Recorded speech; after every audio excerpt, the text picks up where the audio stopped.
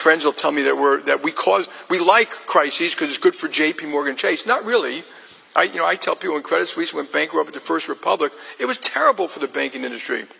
I think we can make everything better, including that, by just changing and modifying certain rules and regulations, letting market makers intermediate more in the market. But to give you a number, like just J.P. Morgan alone buys and sells $3 trillion a day. And we move $10 trillion a day of money. And we're probably a tenth. So the money moving around the world... We'll leave this at this point with a quick reminder that you can watch it in its entirety if you go to our website, cspan.org. Live now to Capitol Hill this morning, where Defense Secretary Pete Hegseth and Joint Chiefs of Staff Chair General Dan Kane are about to testify on the Pentagon's 2026 budget request. Live coverage on C-SPAN 3.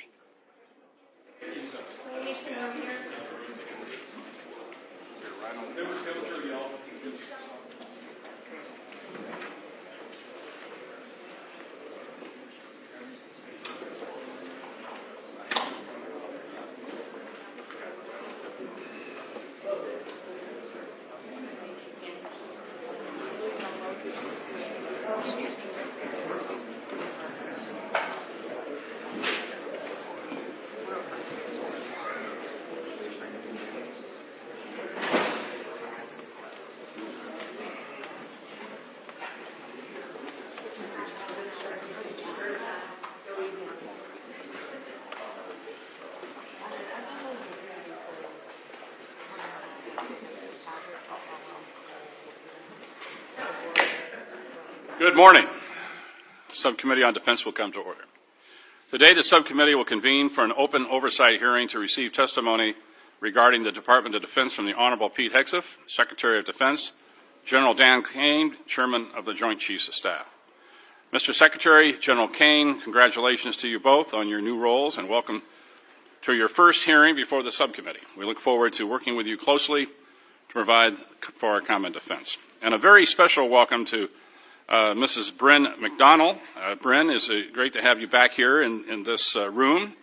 You sat beside me on this side of the dais, so it might be a new feeling sitting where you are now. So I'm sure it's a bittersweet that you're no longer serving as a dependent member of my staff, but I commend your service to the nation. And Mr. Secretary, you're lucky to have her. I have no doubt that she'll provide you with the same level of faithful advice that she provided for me.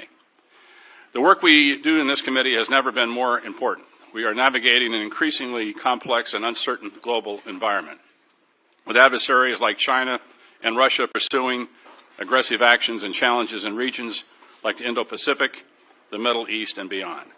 Our military must be prepared to meet those challenges, and that preparation requires substantial investments in both personnel and equipment. But we also must be responsible stewards of the taxpayer dollars. Balancing national security priorities with fiscal responsibility is a delicate but necessary task. Mr. Secretary, I commend you for quickly hitting the ground running and focusing on your key priorities of reviving the warrior ethos, building our military, reestablishing deterrence, and ensuring the defense of our homeland. The American people expect their borders to be secure. The challenges of our southern border, including the ongoing flow of illegal drugs, human trafficking, and other illicit activities, are growing threats to our security and must be addressed. The cartels exploiting our border and increasingly sophisticated and dangerous. The Department of Defense has a critical role in this fight. Mr. Secretary, I applaud your efforts in focusing resources to ensure the border is secured. I look forward to more discussion about what resources are necessary to keep the momentum going without compromising our ability to meet threats abroad. I also want to hear from you both about the readiness of our force. I have heard from senior military leaders and service members alike about the ongoing concerns related to the health of our force, including the need for modernization, the ability to respond quickly to emerging threats.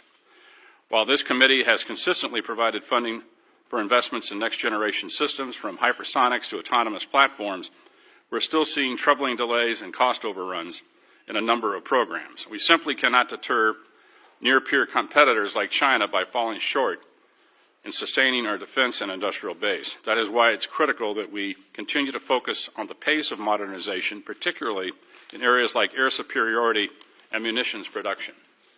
The committee has been steadfast in our support of entities within the department that challenges the status quo, such as DIU, the Office of Strategic Capital, and APFIT.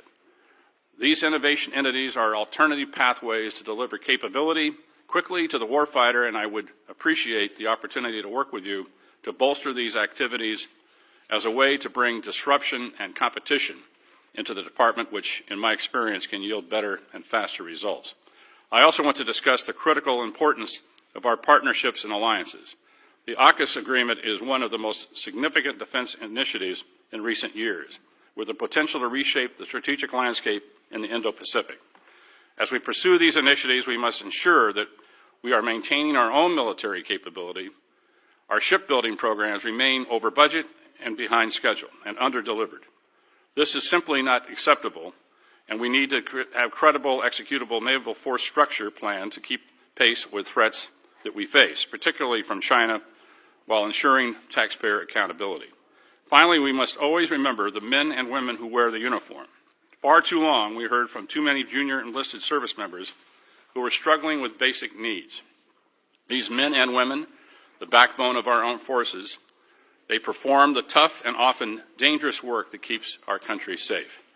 I was proud to help secure a 10% raise for our junior enlisted service members on top of the 4.5% raise that all service members received last year. It's critical that we continue to provide support for all those who fight in defense of our great nation. We ask a lot of our military, and the strategic landscape is more complex than ever. I look forward to a frank discussion on how we are matching resources to priorities and honoring our commitments to both readiness and to our people. I now recognize the distinguished ranking member, Ms. McCollum, for her opening remarks. Thank you, Mr. Chairman, and I'd like to thank all of you for appearing here today. And I'd like to thank all the men and women who serve in our military, both wearing the uniform and as civilians. As I say often, national security is holistic and not just defense spending. Do Americans have the health care that they need? Are we providing good nutrition to our kids so that they can eventually grow up strong and serve in our armed forces? Cuts to Medicaid and SNAP and the reconciliation bill put the whole of our society at risk, and I believe that this weakens our national security. Also, billionaires can have their tax breaks. It's also irresponsible for us to assume that you can fund the defense programs through an unstable reconciliation process. That's why it's never happened before in our nation's history. What else has never happened before was the Departments of Defense operating under a full-year continuing resolution. The CR was endorsed by President Trump, OMB Director Voigt, and you, Mr. Secretary. After enactment of the CR, the Department had 45 days to submit a spend plan to Congress. In many cases, it ignored congressional intent. OMB has an obligation to get money to the services so that contracts can be executed in a timely fashion. But every defense company, from the smallest startup to the largest prime, has told me it is going too slow. Time and taxpayers' dollars are being wasted. Our national security is being put at risk because of the lag time. CRs are simply wasteful. But the point of this hearing is the President's fiscal 2026 budget request, and we don't have it. It was due in February. Today is June 10th. 4 months from now is the end of the fiscal year, and all we have is a very rough draft. The DoD has failed to submit a complete request. So today we are forced to mark up at a rushed and, for me, an incomplete Defense Appropriations Act. I don't blame Chairman Cole or Chairman Calvert. The fault is squarely on the administration. But just like the CR, this has national security ramifications. We do not have the critical information, the granular details on the DoD programs that we need to make in order to be effective and efficient with our decisions. The President proposes, Congress disposes, and that's how our government works. How can I work with this administration in good faith when we don't have a full blueprint of the President's priorities? For example, Golden Dome at this point is merely a concept. It's not a plan. None of us have been briefed yet on how you intend to spend $175 billion or deliver this program in 3 short years. We do not know if priorities like Golden Dome, If they do not survive the reconciliation process, what will the department do? You can't come back to this committee and ask us to fill those gaps. Defense spending should never have been included in reconciliation. Mr. Secretary, it's still incumbent upon you to provide us with the real budget request. It's the only way to finish a full-year bill that will address DoD's complex issues, like delays to the Virginia and Columbia-class submarine programs, the skyrocketing cost of the Sentinel program, ensuring our F-35 fighters are operational, and taking care of the quality of life issues for our service members and their families that they deserve. We also must understand the administration's approach to geopolitical concerns, like Russia's illegal invasion of Ukraine, or plans to address the military capabilities of the People's Republic of China, or adequately support our future military posture in the Arctic as the polar ice cap continues to melt. We don't know the answers because the administration has not submitted a budget. Mr. Secretary, let me close with this. There's no secret that we have some serious disagreements. The President's decision to call the National Guard troops to Los Angeles was premature, and the decision to deploy active duty Marines as well is downright escalatory. Active duty military has absolutely no role in domestic law enforcement, and they are not trained for those missions. I ask you, Mr. Secretary, and I ask the President, follow the law. I was also appalled by your decision to fire Chairman Brown, Admiral Franchetti, and other military leaders who served our nation with distinction. You fired them without giving a single reason why. Many Americans, myself included, have witnessed what is a deliberate effort to silence and diminish the achievements of minorities and women in the military. Their dedication, their heroism, their sacrifice on behalf of our nation deserve recognition, not erasure. As a former history teacher, I know and acknowledge uncomfortable truths about our own history. It is the only way, when we recognize them, that we move forward together. Since World War II, the Department has made great strides in building a military that is more reflective of the population of this nation. That should be celebrated. It should not be reversed. That's how we build a more perfect union. We build it together. But, Mr. Secretary, today I have a job to do. We must provide the resources necessary to make sure our men and women in uniform can accomplish their missions and come home safely. And on that, Mr. Secretary, I'm sure you and I both agree. To do that, we need a budget from you as soon as possible, a complete budget. I look forward to your testimony. Mr. Chairman, I thank you for the courtesy, and I yield back. Thank you. And before we hear from witness, I'd like to recognize the distinguished chairman of the full committee, my good friend, Chairman Tom Cole, for any statement. Thank you very much, Chairman Calvert, Ranking Member McCollum, and always good to be here with my good friend and negotiating partner, the Ranking Member of the full committee, Ms. Delora. Welcome, Secretary Hethcott and General Crane, and we thank you for your service to our great nation. As today marks your first appearance before this subcommittee, I want to reaffirm my commitment to work with you and work to ensure that we have a strong defense.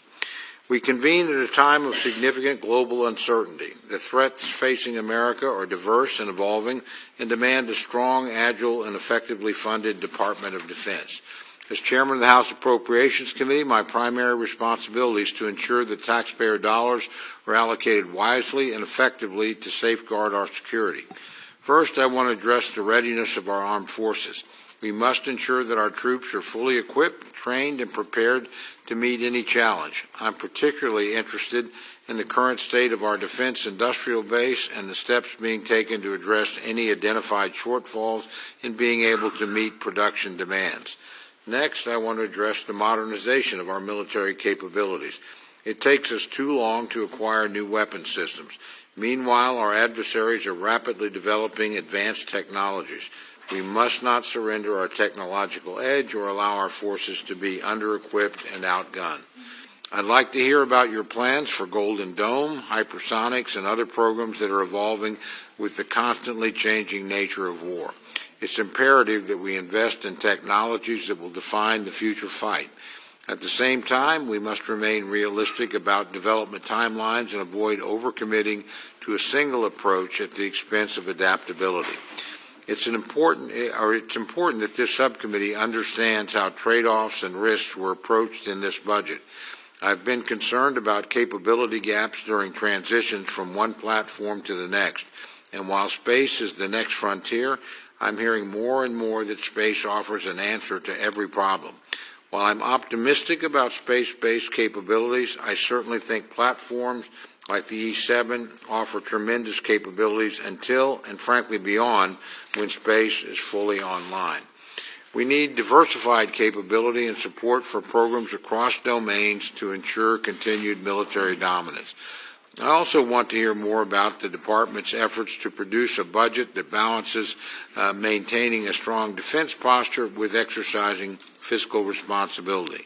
I'll be seeking assurances that the Department's maximizing efficiency and eliminating wasteful spending. And, Mr. Secretary, I look forward to hearing more about what you've done with the efforts undertaken so far. I must say I do agree with my friend, Ms. McCollum. We need more information than we've gotten from OMB. That's not your responsibility, but it's critical for us to be able to make the decisions we're going to have to make. And again, I understand all the complexities of being a new administration. Nobody ever meets the timeline when they first come into office. And we've gotten a lot of good information from OMB, but the reality is we frankly need more than we've received so far to make the decisions that we're called upon to make. I want to emphasize the importance of congressional oversight, and again, I'm committed to working with the Department of Defense to ensure that our national security objectives are met. However, we also have a duty to hold it accountable for its spending and performance. And I think I can speak for almost everyone in this room. No one liked the way the fiscal year 2025 process ended. Again, that's not your fault. That's our fault. And there's plenty of blame to go around, but it's certainly an experience I don't want to repeat. I don't want you or your colleagues at the Department of Defense to have to operate under a CR again for the coming year. I know the difficulties that places on you. Every member of this committee knows that. You've got my commitment. We're going to work hard to avoid that this year. But again, we need some help from all concerned in the process to achieve that goal. And almost no one, again, as I said, liked the way the process ended, but we owe it to the men and women in uniform to get this right. It'll require collaboration with the department to inform and produce a product that will meet that goal. I look forward to being your partner in that effort. And again, I want to thank you for being here today. And again, I want to thank you for your extraordinary service to this country before you assumed this position. I think that's one of the reasons why we've done as well recruiting is people that are thinking about putting on the uniform of the United States have confidence in you because you've made that decision and you served this country with distinction before you ever came on this post. And leading by example is an important thing, and I want to thank you for the example you set for men and women that wear the uniform of the United States. With that, again, welcome in your first appearance, and we look forward to hearing your testimony. I yield back, Mr. Chairman. Thank you, Mr. Chairman. I'd like to now turn to the ranking member of the full committee, Ms. DeLauro, for any opening comments. Thank you so much, Chairman Calvert and Ranking Member McCollum, and always to, again, my dear friend, the chairman of the committee. We've worked together for many years in producing, I believe, bipartisan appropriations bills, and it's our attempt to be able to do that this go-round as well. Thank you for holding this oversight hearing on President Trump's Department of Defense. To our witnesses, Secretary Hegseth, Chairman Kaine, Ms. McDonnell, welcome to the House of Representatives, and thank you for appearing before us today. Defense is the largest portion of our discretionary budget, yet you have still not sent this committee a complete budget request. We are in mid-June, Mr. Secretary. We are marking up a defense funding bill in a few hours, and yet we have no idea what your department actually needs. We have no details as to how you want to implement your plans. We should be discussing how you plan to get our submarine programs in order, how the Black Hawk platform will be utilized into the future, and how you plan to improve our service members and their families' quality of life. It is unacceptable for us to move forward with a defense funding bill without this information, and it is regrettable that the administration has put us in this position. If we cannot complete this process on time, we risk yet another continuing resolution, which is wasteful, inefficient, and detrimental to our military readiness. Already, your methods for funding our nation's defense programs are as unwise as they are unprecedented. You backed the first full-year continuing resolution for the Department of Defense. Particularly defense has always been opposed to moving in that direction because of the uncertainty that a continuing resolution portends for defense and for the defense industry. Now you are relying on a risky and a partisan budget reconciliation process instead of regular appropriations to fund vital programs. The appropriations process is wherein lies the power of the purse, according to the U.S. Constitution. However, this is still an essential opportunity for oversight, and the Department of Defense under your leadership is in desperate need of it. Your tenure as Secretary has been marked by endless chaos. Your first day in office, the Inspector General, whose job is to investigate waste, fraud, and abuse, was fired. Weeks later, you dismissed the Chairman of the Joint Chiefs of Staff and 5 other admirals and generals. Your careless sharing of military secrets in a non-secure signal chat, which could have placed American airmen in danger, led to the firing of former National Security Advisor Waltz. You have directly fired several of your top advisors, and the ranks of civilian staff have been decimated within key agency posts, including the Defense Health Agency and the Missile Defense Agency. Mr. Secretary, of all the cabinet departments, stability at the Department of Defense is the most critical for Americans' safety and security.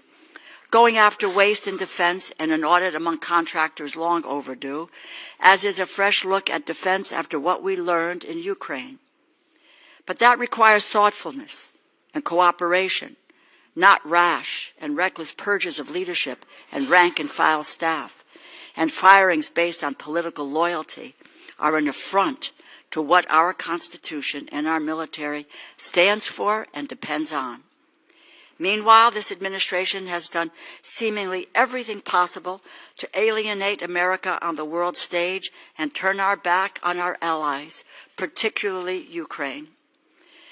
Our belligerent trade wars and the dismantling of our humanitarian mission all have implications for our national security.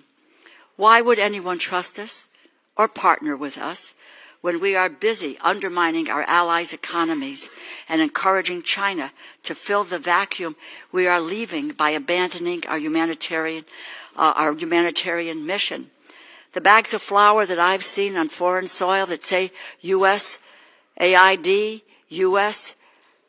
product of the United States of America, will be gone and instead will be replaced by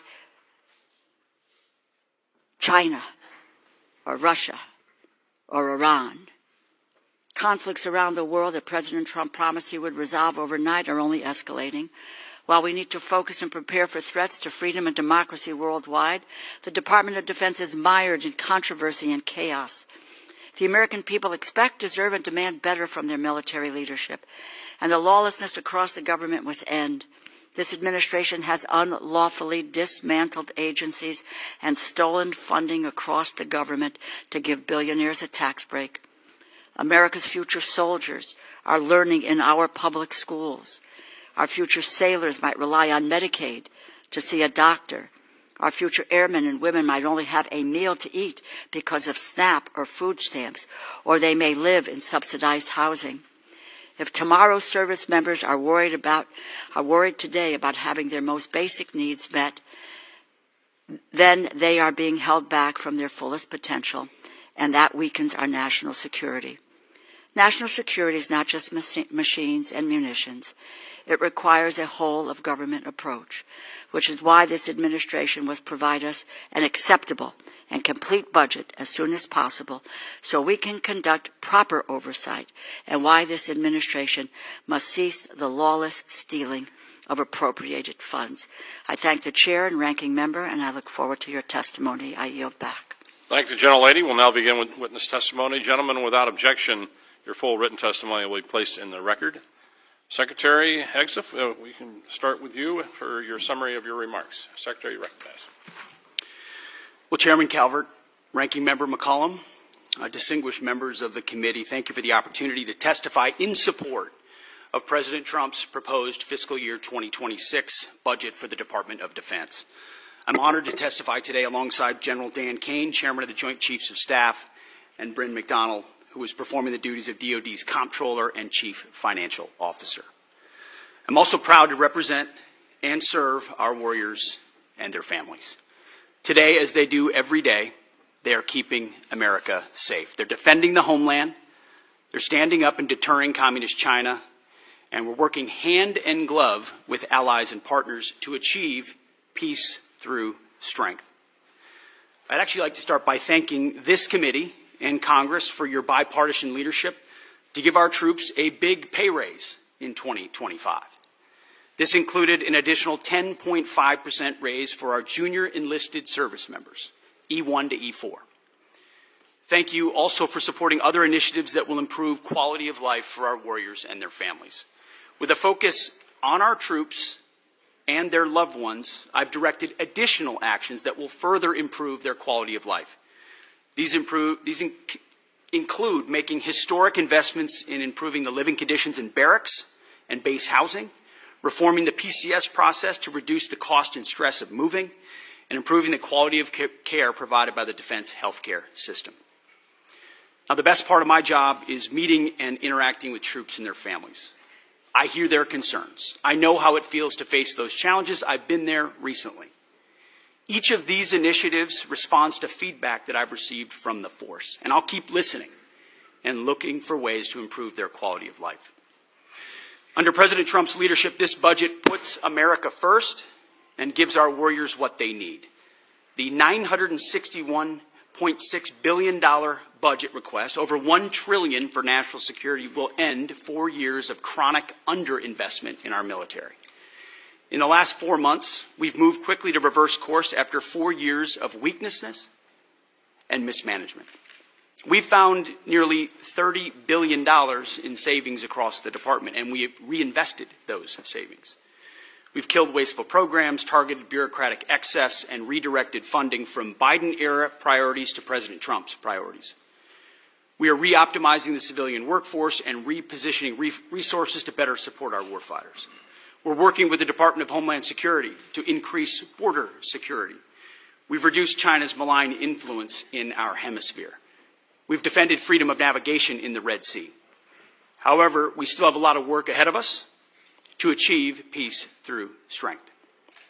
To carry out the President's mission, we have 3 core priorities, as was mentioned: restore the warrior ethos, rebuild our military, and reestablish deterrence.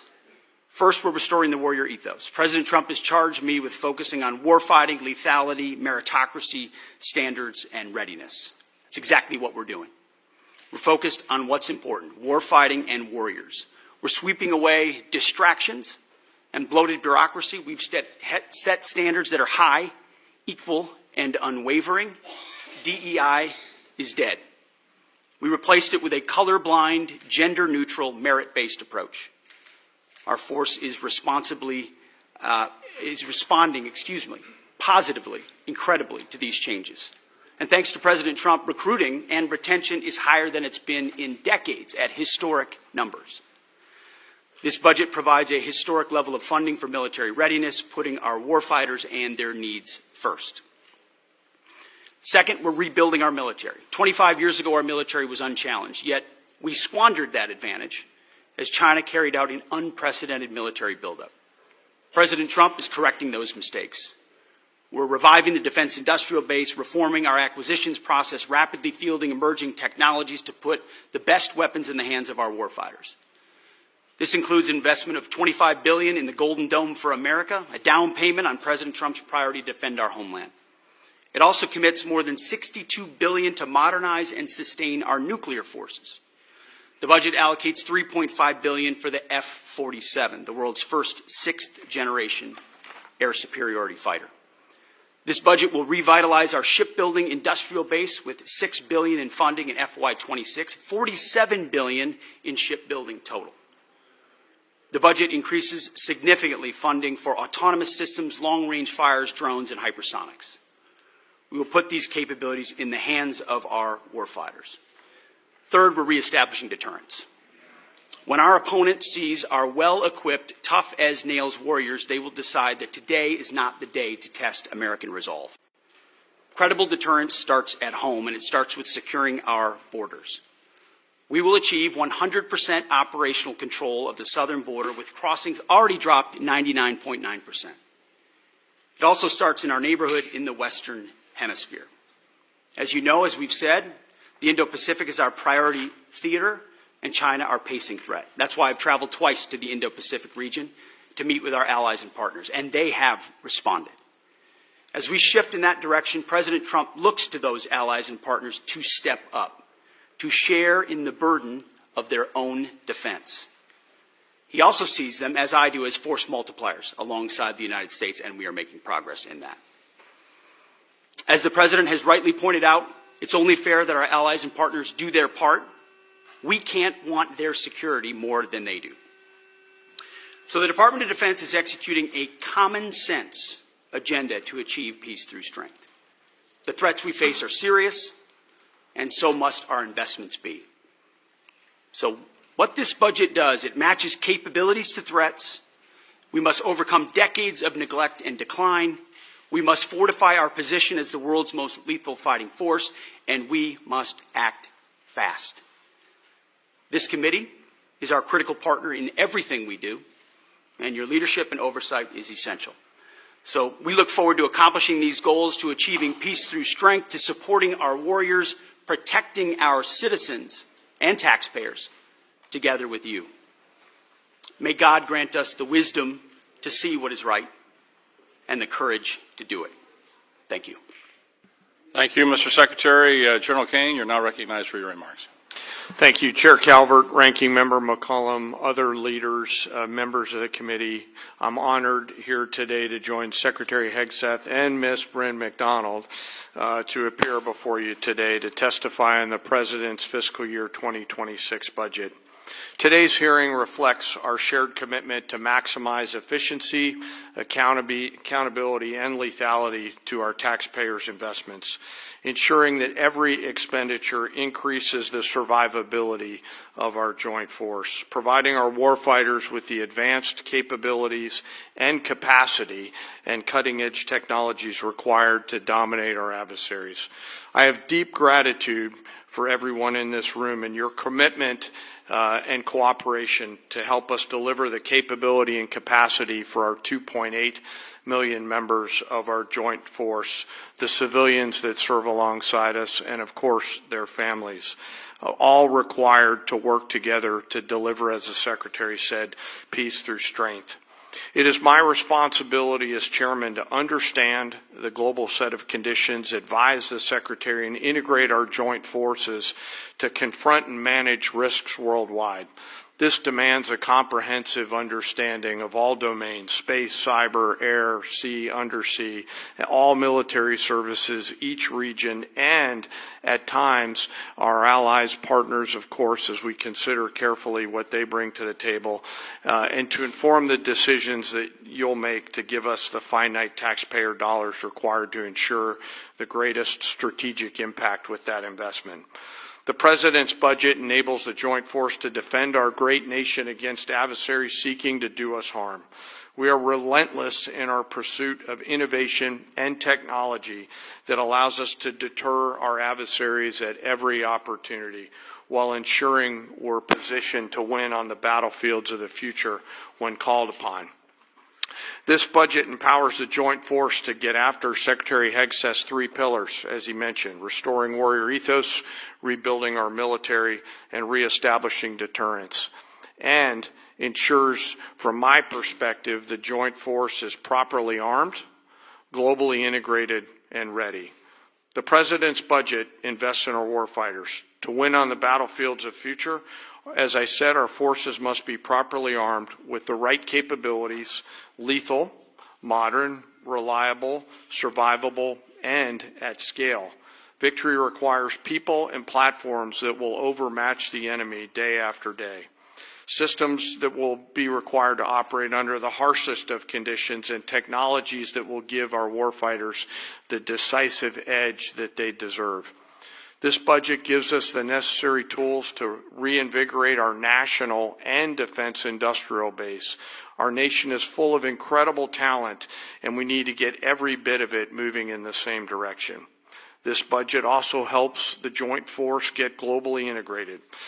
I think we're relationship entrepreneurs within the Joint Force, which requires us to work together with the military, our allies and partners, industry, and of course the interagency to be connected before crisis begins. Finally, the President's budget reflects our mandate to stay ready, always on the account, anticipating the next fight, not fighting the last fight, and delivering for our force and their families. Our force and our families are the last and most important part of this budget. This budget makes meaningful investments in our service members and their families, improving quality of life, housing, medical care, and the moving process. Along with our most precious asset, our people must be properly armed, integrated, and ready. I also want to highlight the service member over my right shoulder quickly, the senior enlisted advisor to the chairman who will retire after 37 years, Sergeant Major Troy Black. He didn't know I was going to say this today. So in conclusion, it's an honor every day to serve alongside some of the most extraordinary warriors, civilian teammates, and families that our nation has ever known.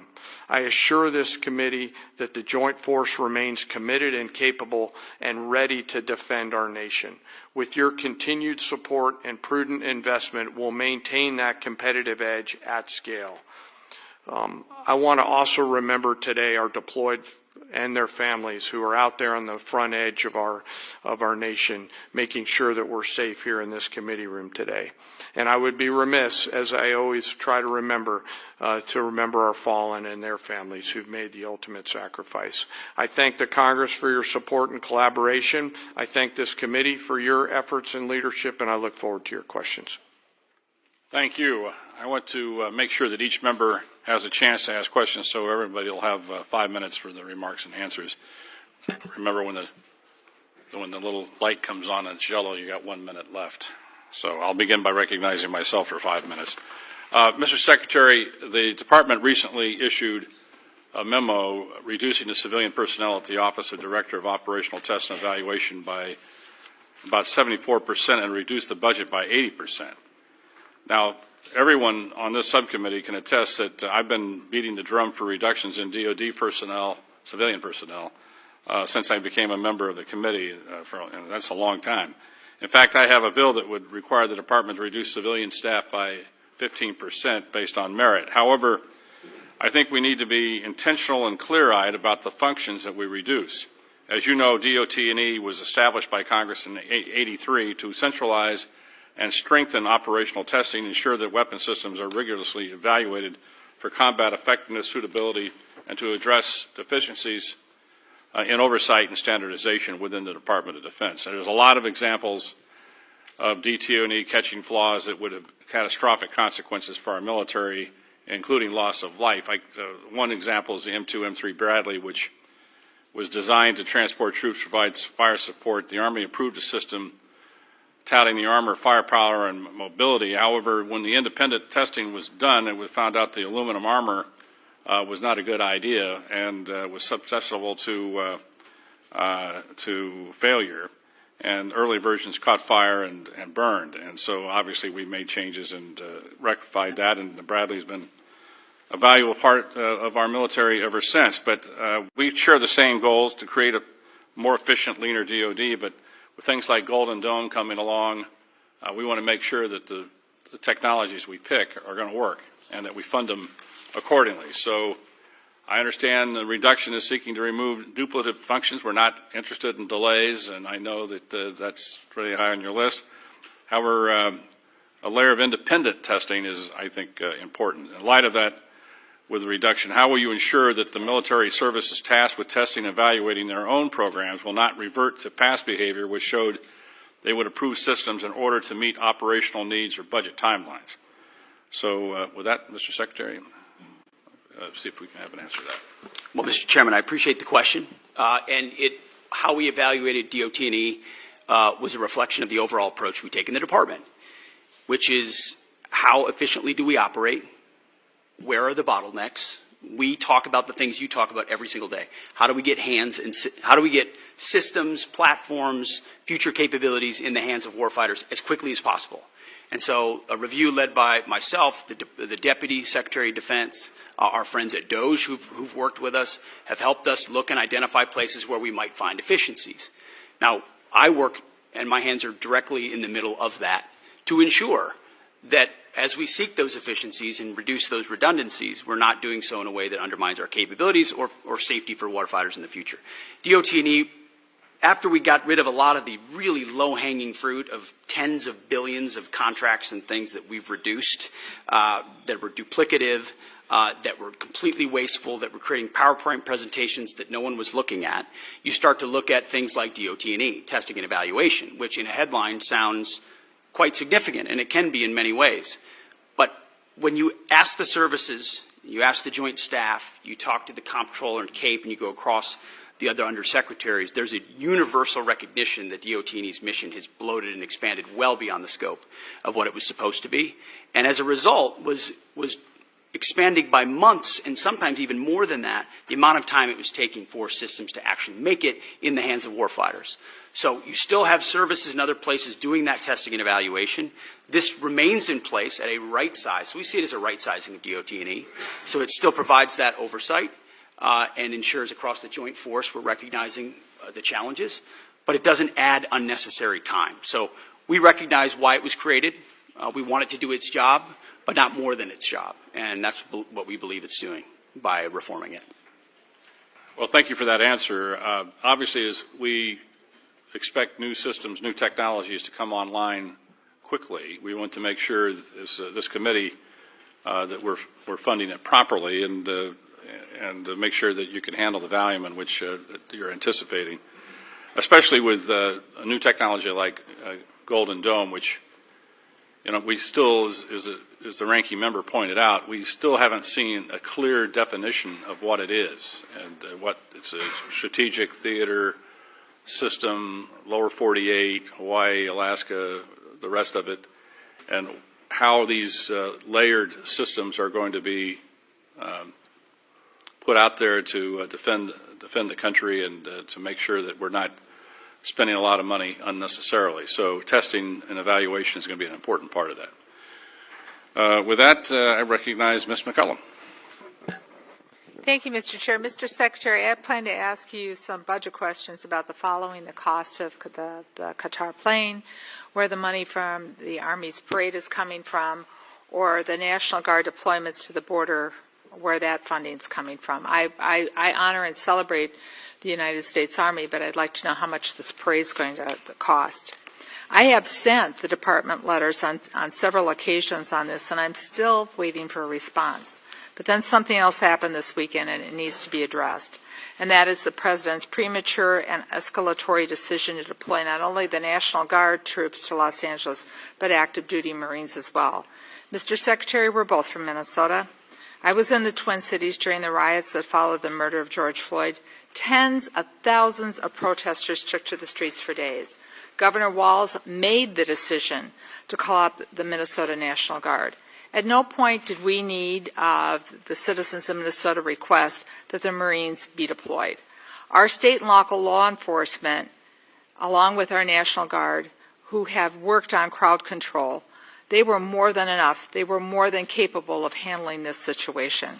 History has proven that law enforcement and the National Guard are more than capable of handling situations more volatile than what happened this weekend. We all see the continuous loops on TV, but this looks nothing like the George Floyd protests or the Rodney King riots in Los Angeles in 1992. Mr. Secretary, this is a deeply unfair position to put our Marines in. Their service should be honored. It should not be exploited. The President has issued an executive order and talked about deploying troops across the country. Los Angeles County has 17,000 law enforcement personnel, and the state of California has 24,000 National Guard troops. So that's why the Los Angeles Chief Police to say, and I quote, "The possible arrival of federal military forces in Los Angeles is absent a clear coordination, presents a significant logistical operational challenge for those of us who are charged with safeguarding the city," the end of his quote. As I mentioned before, in Minnesota, we train for those things together. So there's no need for the Marines to be deployed. So here are my budget questions, though. What is the current cost for what is taking place in California, and how is it going to affect this budget or the budget we're currently serving under? How much are these deployments going to cost for both the Marines and the National Guard? And what training or duties are not taking place because of these deployments?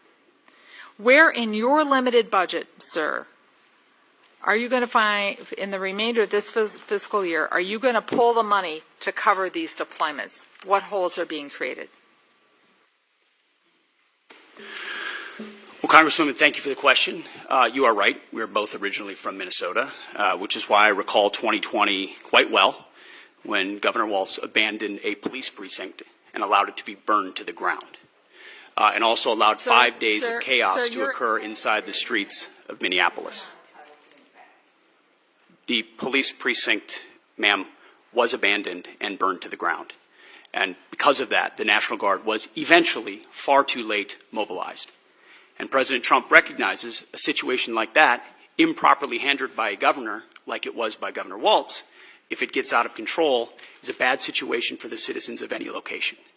So in Los Angeles, we believe that ICE, which is a federal law enforcement agency, has the right to safely conduct operations in any state and any jurisdiction in the country, especially after 21 million illegals have crossed our border under the previous administration.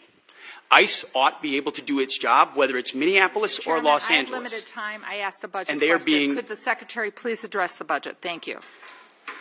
You asked about the situation in Los Angeles, and we believe ICE agents should be allowed to be safe in doing their operations, and we have deployed National Guard and the Marines to protect them in the execution of their duties, because we ought to be able to enforce immigration law in this country, unlike what Governor Walz did in 2020.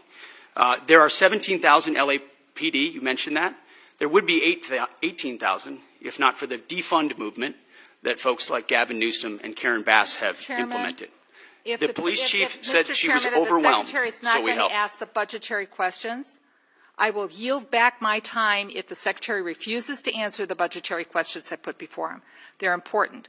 What training missions aren't happening? Where are you pulling the money from? And how are you planning this in the moving forward? These are budget questions that affect this committee and the decisions we're going to be making in a couple of hours. If you're not going to answer them, please let the chairman know, and I will take back my time and I will yield it back to the chairman. Mr. Secretary, I want to just let us know what accounts you're pulling the money to fund. Thankfully, unlike the previous administration, we've got a 13% increase in our defense budget, and we will have the capability to cover down on contingencies, which is something the National Guard and the Marine plan for. So we have the funding to cover down on contingencies, especially ones as important as maintaining law and order in a major American city.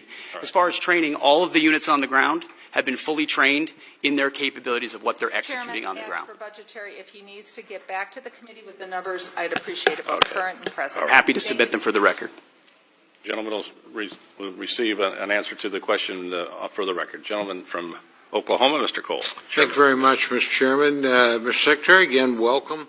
As I mentioned in my opening comments, I'm very concerned about retiring legacy systems. They need to be retired, no problem there, but doing it too fast and not having replacements coming online.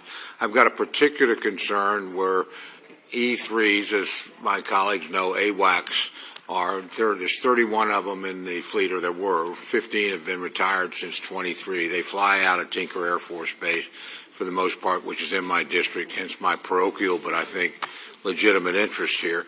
Very interested in seeing, and this committee's done some important work in positioning us to acquire and field E-7s. It's not a new technology. Our friends in Australia use it. Our friends in the United Kingdom use it. It's much superior to what we have. And so, again, this is one of the areas where we're concerned where we don't have the budget information from OMB we'd like. So I'm curious about what your thoughts are on the platform and replacing them. Do you have any idea about the speed and costs that you're planning to move in that particular area going forward? Well, I appreciate the question, Mr. Chairman. And priorities and decisions are what we're in the business of on the budget side, on the capability side. And I think President Trump has charged us with making the big, difficult decisions after a lot of deferred maintenance and deferred decisions to ignore parochial priorities in large part and focus on what the department needs and where it needs it and when it needs it. And that means some tough calls. And there are platforms we've supported as a result, and there's some platforms and systems that we won't support going forward because the services have requested it, or we've identified those are systems and platforms that don't orient toward a future threat. I mean, we've learned a lot from what's happened in Ukraine. We've learned a lot from what China is attempting to do and the systems they're building. So if we have systems and platforms that are not survivable in the modern battlefield, or they don't give us an advantage in a future fight, we have to make the tough decisions right now. That's my job, that's the chairman's job, and it's our job to fund those new systems and make tough calls. So the E7 is an example of that. We're going to fund existing platforms that are there more robustly and make sure they're modernized. But we believe most of the ISR, or a great deal of the ISR in the future, will be space-based. And not in a scientific space-based, we hope we'll get there, but in a we're funding capabilities that will surpass some of those airborne capabilities. So we're willing to continue to review things like the E7, but from our view, investments in existing systems that carry forward that capability alongside even bigger investments in space-based ISR gives us the kind of advantages we need on a future battlefield. I think that's a fair point. I'll point out, I've been on this committee a long time. I watched the U.S. Army waste $29 billion on the future combat system because it was going to be so great. And it didn't, and we wasted a ton of money. We got a platform here that works. Space is great. It's unknown. It's undeveloped. And I would just urge you to look at this pretty carefully as you make the decision. We certainly will as a committee. I don't know how much time I've got left because the clock's not running. You're the chairman, so. Well,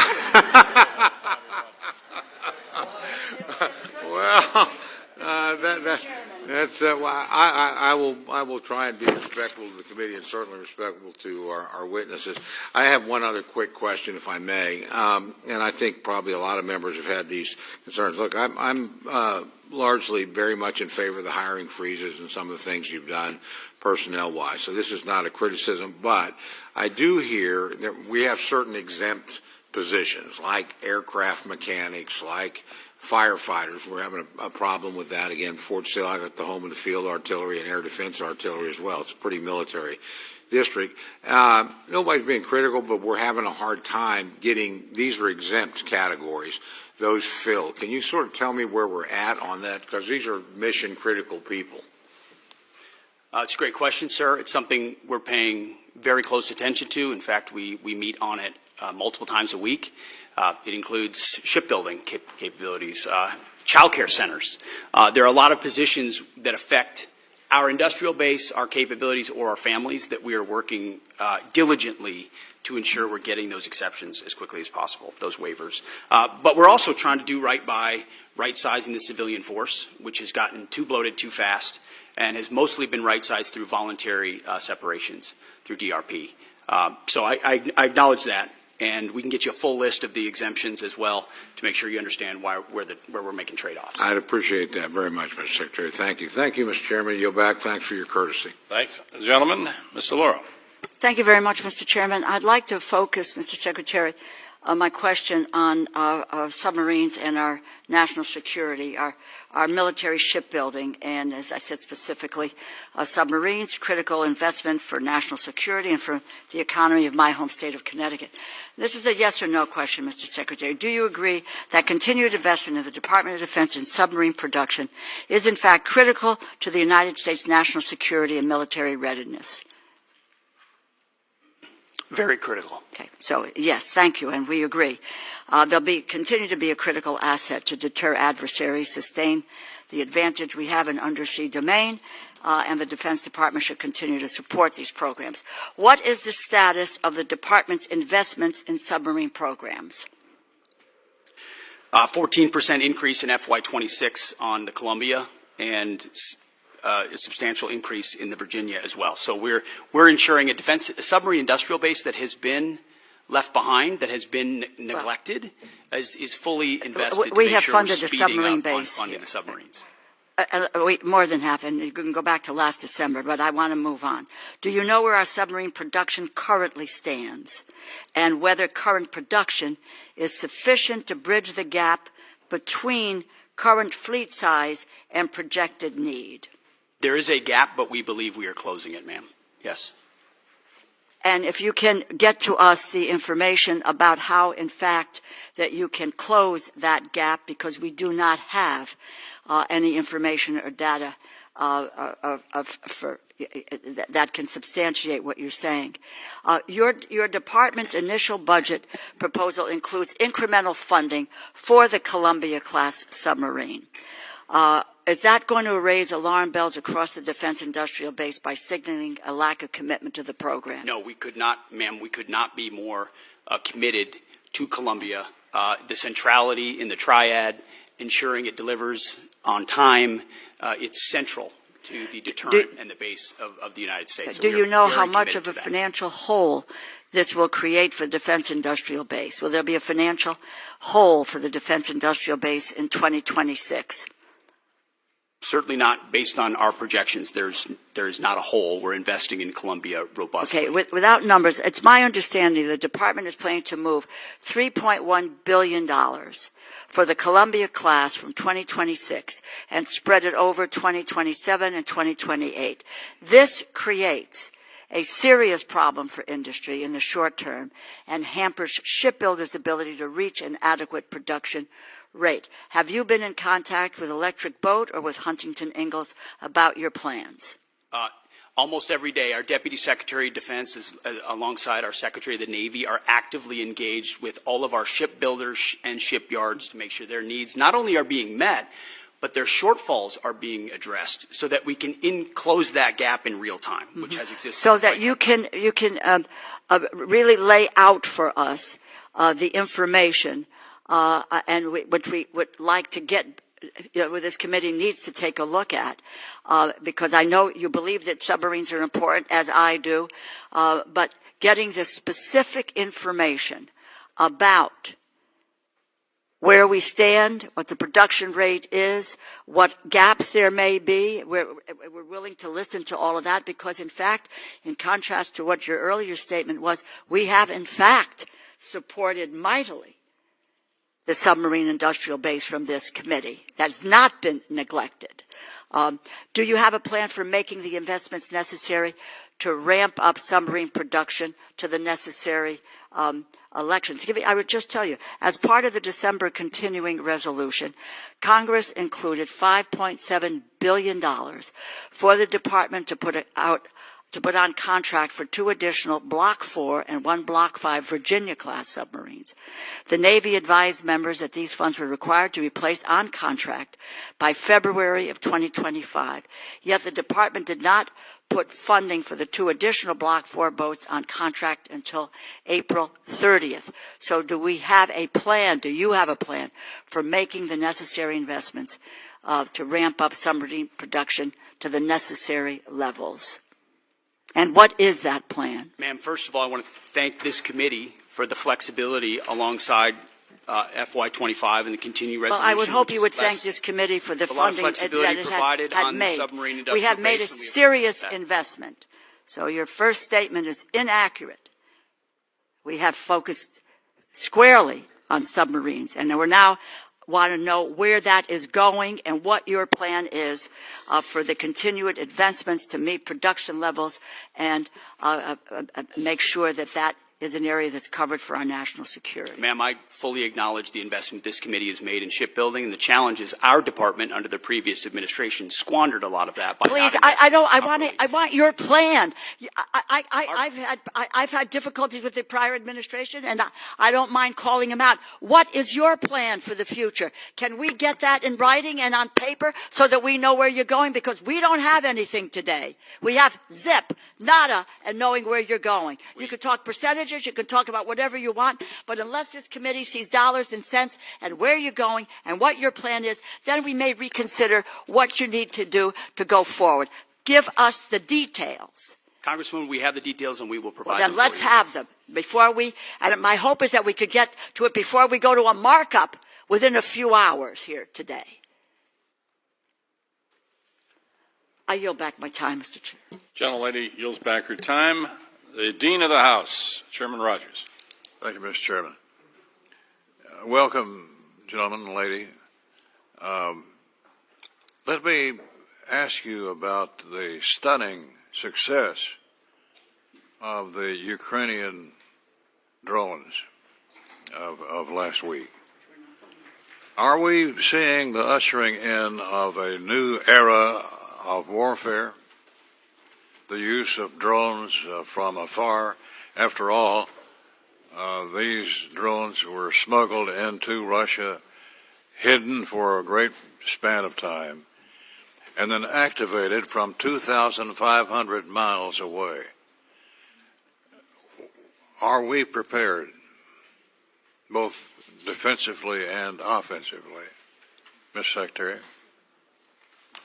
I'll answer that and then maybe hand it to the chairman. I would say, sir, it was a daring and very effective operation that we were not aware of in advance and reflects significant advancements in drone warfare, which we are tracking in real time inside Ukraine and taking that feedback to help us better understand how we can better produce more lethal, attritable drones, but also advance our counter-UAS systems so that we're not vulnerable to a threat and an attack like that. The chairman and I got together right after seeing that and saying, what more can we do to ensure we're prepared and our country's defensible against something like that? But I'll hand to the chairman. Mr. Secretary, Congressman, thank you for the question. I think it goes to your more strategic question about is the way and nature that we're fighting our wars changing, sir? The answer is likely yes. Mass numbers of rounds moving back and forth with precision and autonomy are all things that are advancing in the technology trend exponentially. One of the things that I've talked with some of the leaders of this community and committee about are buying capabilities along the technology curve or ahead of it. And so I do think it was a bold move, and it represents a new and different way of fighting wars as we've seen over the past few years in that particular fight, sir. What do we need to do to protect ourselves from a similar type of raid by an adversary? Well, sir, intelligence is critical. Human intelligence, signals intelligence, every aspect of how we get ahead, get to the left of a problem like that. And certainly our department in conjunction interagency are focused on that. But then it's rapidly fielding the commercially available technologies in some cases, but others proprietary, whether they're EW, whether they're microwave, whether they're kinetic, to defeat drones either individually or in swarms in multiple locations against, protecting our people, protecting our installations, protecting our critical infrastructure, protecting our bombers. And some of that speaks to Golden Dome and what we'll do there, but you also have the particulars of the immediate. Our forward deployed troops, are they properly covered by counter-UAS systems? Do we have the best systems forward deployed? And that's something we're looking at every single day. We live in a dynamic operating environment, and the chairman knows this, the deputy, our policy shop, we are focused on ensuring that this is front and center, considering how central this threat will be going forward. Well, these are low-cost high-tech weapons, if you will, and has been dominated by China. 90% of drones are produced by China, I'm told. What does that tell us about what we need to do here at home? Well, sir, it's not just, first of all, making sure we're less reliant on Chinese technology in any part of the supply chain, which is something we can speak to because that's been an aggressive part of our effort at DOD. But also recognizing it's not just China. Of course, Iran invests substantially in drone capabilities. And then learning a lot from partners on our side, like the Ukrainians who have developed systems and fielding that quickly. So commercially available, attritable, that we can produce at home is important to us. Congratulations to all three of you, and we wish you well. Yield back. Thank you, sir. Thank the gentleman for a question. Real quickly, is it the press stories accurate that 40% of the long-range bombers from Russia were destroyed in that attack? Is that an accurate number? Sir, I'm not exactly sure what the percentage is, but I also know that I may not say that in open session. So I'll take that and get back to you through appropriate channels. Thanks, gentlemen. Ms. Capter. Thank you, Mr. Chairman. We welcome our guests. I come from a family of combat veterans going back a long time. And my comment is the use of certain words and what they imply. When I hear warrior ethos, and I hear it a lot from you, Mr. Secretary, I'm concerned. All the soldiers in our family, all of whom fought and received medals for their combat service, call themselves soldiers. Marines are trained to kill. In terms of domestic policing, our police and our National Guard at the state level, carefully used, but also our state police are used in civil enforcement, and they are good. I don't need any reply. I just am concerned about what those words you often utter actually do in people's minds and change the language we have used since the founding of this republic. So that is a concern of mine. I wanted to go to the General and Chairman, if I could. We've heard a lot this morning about defense industrial base. And this is something I ran for office on a long time ago.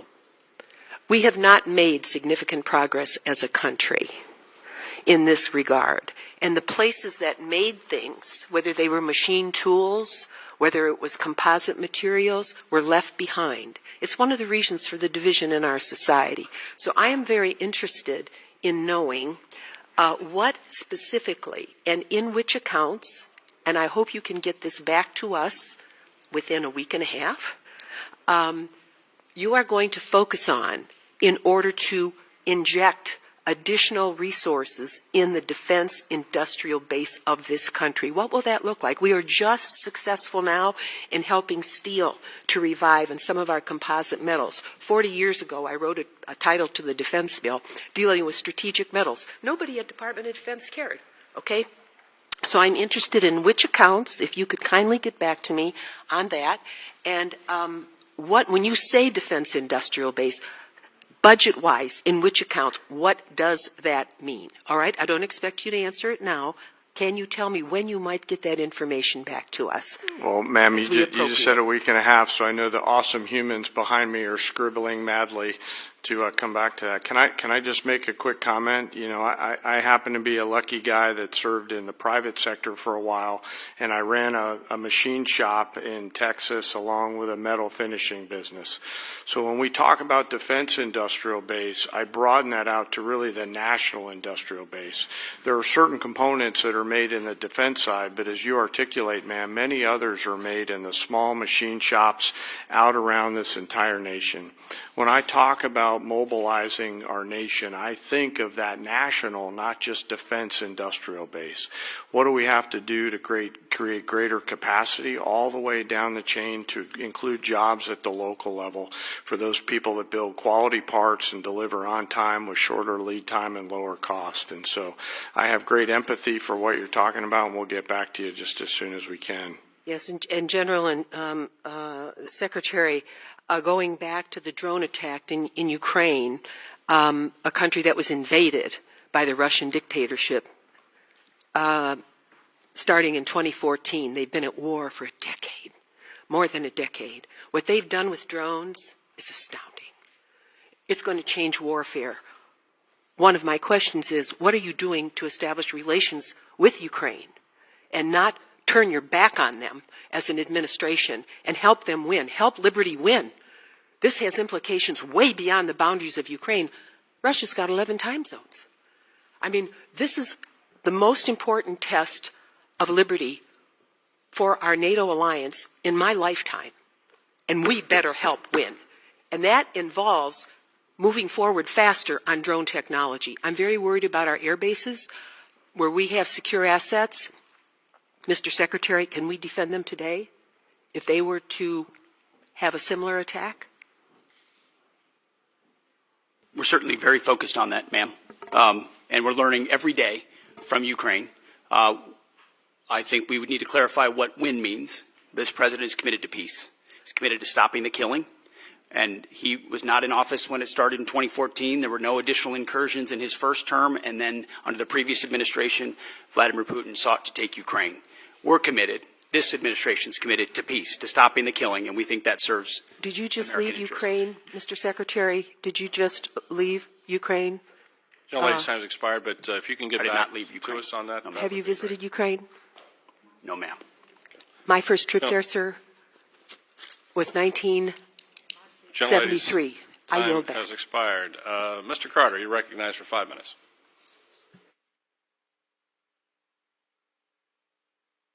For your service to our country. We're very proud of you. I'm fully supportive of the Army's outgoing modernization efforts and the recent Army Transformation Initiative that combined the Army's Future Command with TRADOC to become the Transformational and Training Command. How are you both going to create a partnership between the Assistant Secretary of the Army for Acquisition, Logistics, and Technology, and this new command to ensure the acquisition authorities are modernized and synchronized to achieve the maximum lethality and deterrence? I'll take that. Maybe I'll hand it to you, Mr. Chairman, as well. We are very encouraged and supportive of the Army's transformation initiative. General George has been critical to that, as has the Secretary of the Army, Dan Driscoll. And together, it's been a heck of a partnership in a willingness to get at the core issues facing today's Army and ensuring it is reformed and modernized to meet the threats of the future. One of those aspects is merging those commands. And I can tell you, whether it's the warrior ethos or lethality, that is central to why we make decisions, ensuring that we're not making decisions on behalf of bureaucrats or process, but to ensure we're getting the most lethal aspects of what we do front and forward as quickly as possible.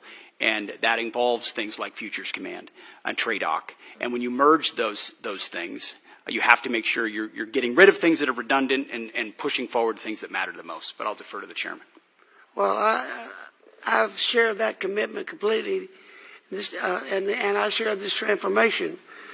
What do you see as the fundamental capabilities of this command must develop to ensure that we have the lethality and deterrence necessary to succeed in Indo-PACOM? That's where the future is. Sure, I'll first echo the Secretary's respect and appreciation for Secretary Driscoll and General George. They are a team, and that's always great to see from a warfighter's perspective when you have such a nested combat pair, if you will, that are driving at the same set of objectives. I think there's clarity, Congressman, in the minds of both the Secretary and the Chief on the need for things like long-range fires in the Pacific. And in order to pay for those, they're making those difficult decisions down the Army Transformation Initiative in order to pay for them. Well, when we started talking about the Futures Command, one of the things that I was hoping we would do is we would not get a project stacked up on somebody's desk and stacked that high. And when he got down to checking on that, oh, that goes to you, and it goes on top of another, on the bottom of another stack that high. And so we get delayed and delayed and delayed and delayed in certain areas of bureaucracy. I think that is dangerous for our country as we look forward in Indo-PACOM. Yes, and that's sir. why I asked the question. Another issue that's very important, the department has historically relied on outdated production techniques of energetic manufacturing, which may have remained unchanged since the Second World War. How is the department ensuring that investment in next-generation energetics manufacturing, such as AI, machine learning capabilities, and enabling and assurance of quality assurance, robotic-driven load, assembly, and pack, and automated formation processes, a prioritize and transition out research and development that is capable of producing these pathways. In other words, a modern way to load and turn out ammunition in the simplest terms. We're robustly funding things like DIU, like SCO, like the Office of Strategic Capital, to ensure that commercially available options, other companies are able to compete that traditionally are not involved in procurement at the Defense Department, so that the valley of death is eliminated, and you're able to bring in actual competition and dynamic solutions. Otherwise, ammunition is a great example. It's very antiquated in many cases. We're still making rounds the way we made them after World War II. You have to project out what you want to make, send that signal to industry, and then allow innovators to enter that space so they can bring new technology and rapidly field those new technologies. Otherwise, you're stuck doing it the same way you've always done it. Sir, I was going to add some, but I'll hold off if you're going to roll. If you can get a written response to the Yes, sir. gentleman from Texas on that. That's a concern to all of ours, is to modernize our manufacturing capability for we can get back manufacturing to the United States. Well, Mr. Cuellar, you're recognized. Thank you, Mr. Chairman. Mr. Secretary, and all three of you all, welcome and thank you for your service. I represent an area from San Antonio all the way to Laredo, the border. In San Antonio, we got Joint Base San Antonio, the largest joint base in the Department of Defense that contributes over $151 billion to the Texas economy. We support 266 mission partners. San Antonio also has the second largest cyber footprint in the nation, hosting the 16th Air Force cyber. And then, of course, the military facilities that are the best in the country also. Along with that, going down to Laredo, the largest port in the country, 9th largest in the world after 8 Chinese ports. Number 9 in the world is Laredo.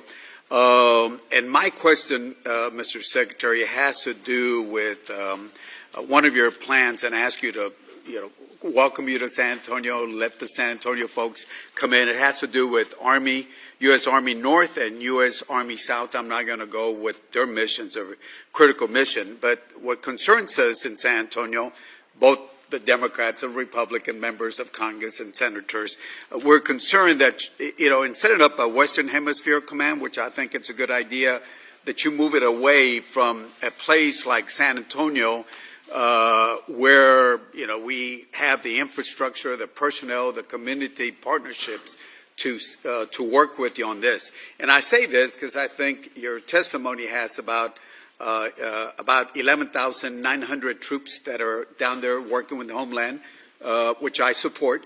And keeping in mind what's happening with the cartels in Mexico and other places, I would ask you to, when you look at this Western Hemisphere Command, that you don't move it 1,500 miles away from the border, especially in a place like San Antonio. I think we got a few Texans here that can talk about the rest of the state of Texas, and some wannabe Texans also that can talk about what the facilities we have. But I would ask you to, as you consider this, to keep the command, Western Hemisphere Command in San Antonio. Well, sir, count me amongst some of the wannabe Texans. Tennessee's close enough. Hey, we got no state income tax. Keep that. It's true. I appreciate that concern. It is something that has come up multiple times in conversations with Secretary Driscoll and General George in reviewing their Army modernization plan and consolidation, with the recognition that some of those changes, when we go through a posture review and as we're looking at commands, are going to include some tough choices. Some of that includes ranks and positioning, but you still are going to have, at some level, a south and north bifurcation. The question is where that is headquartered, and we are in an ongoing review on that, of exactly where that will shake out. But I would encourage continue deliberation with Secretary Driscoll.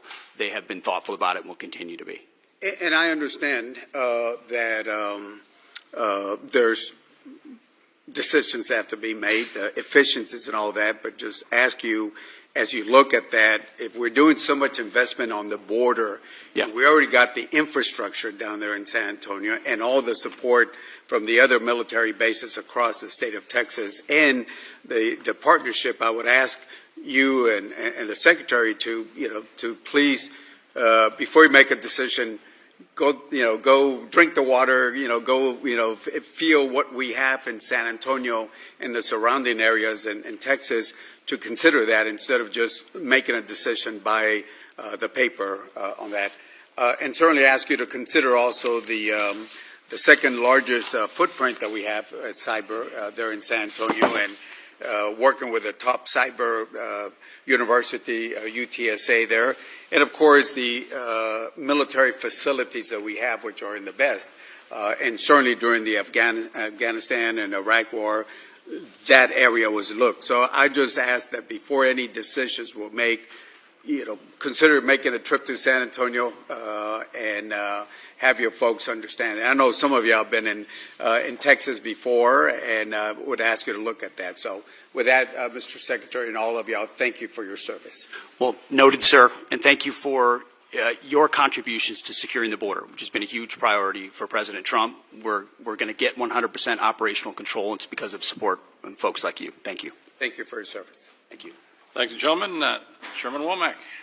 Thank you, Mr. Chairman, and my thanks to the to our witnesses here today. Secretary Hegseth, General Kane, thank you from the bottom of my heart and on behalf of this committee for your service to our nation. Obviously, we face a number of challenges and pacing threats across the globe in all domains, and we have to ensure that the joint force is ready to fight and win our nation's wars. So let me begin with General Kane. What risks do the recent force structure changes or proposals in the Army and Marine Corps present to the joint force, given your global force integration responsibility? Can you speak to that for a minute? Yes, sir. And I'll be mindful of the environment that we're in and speak broadly. And thank you for the question.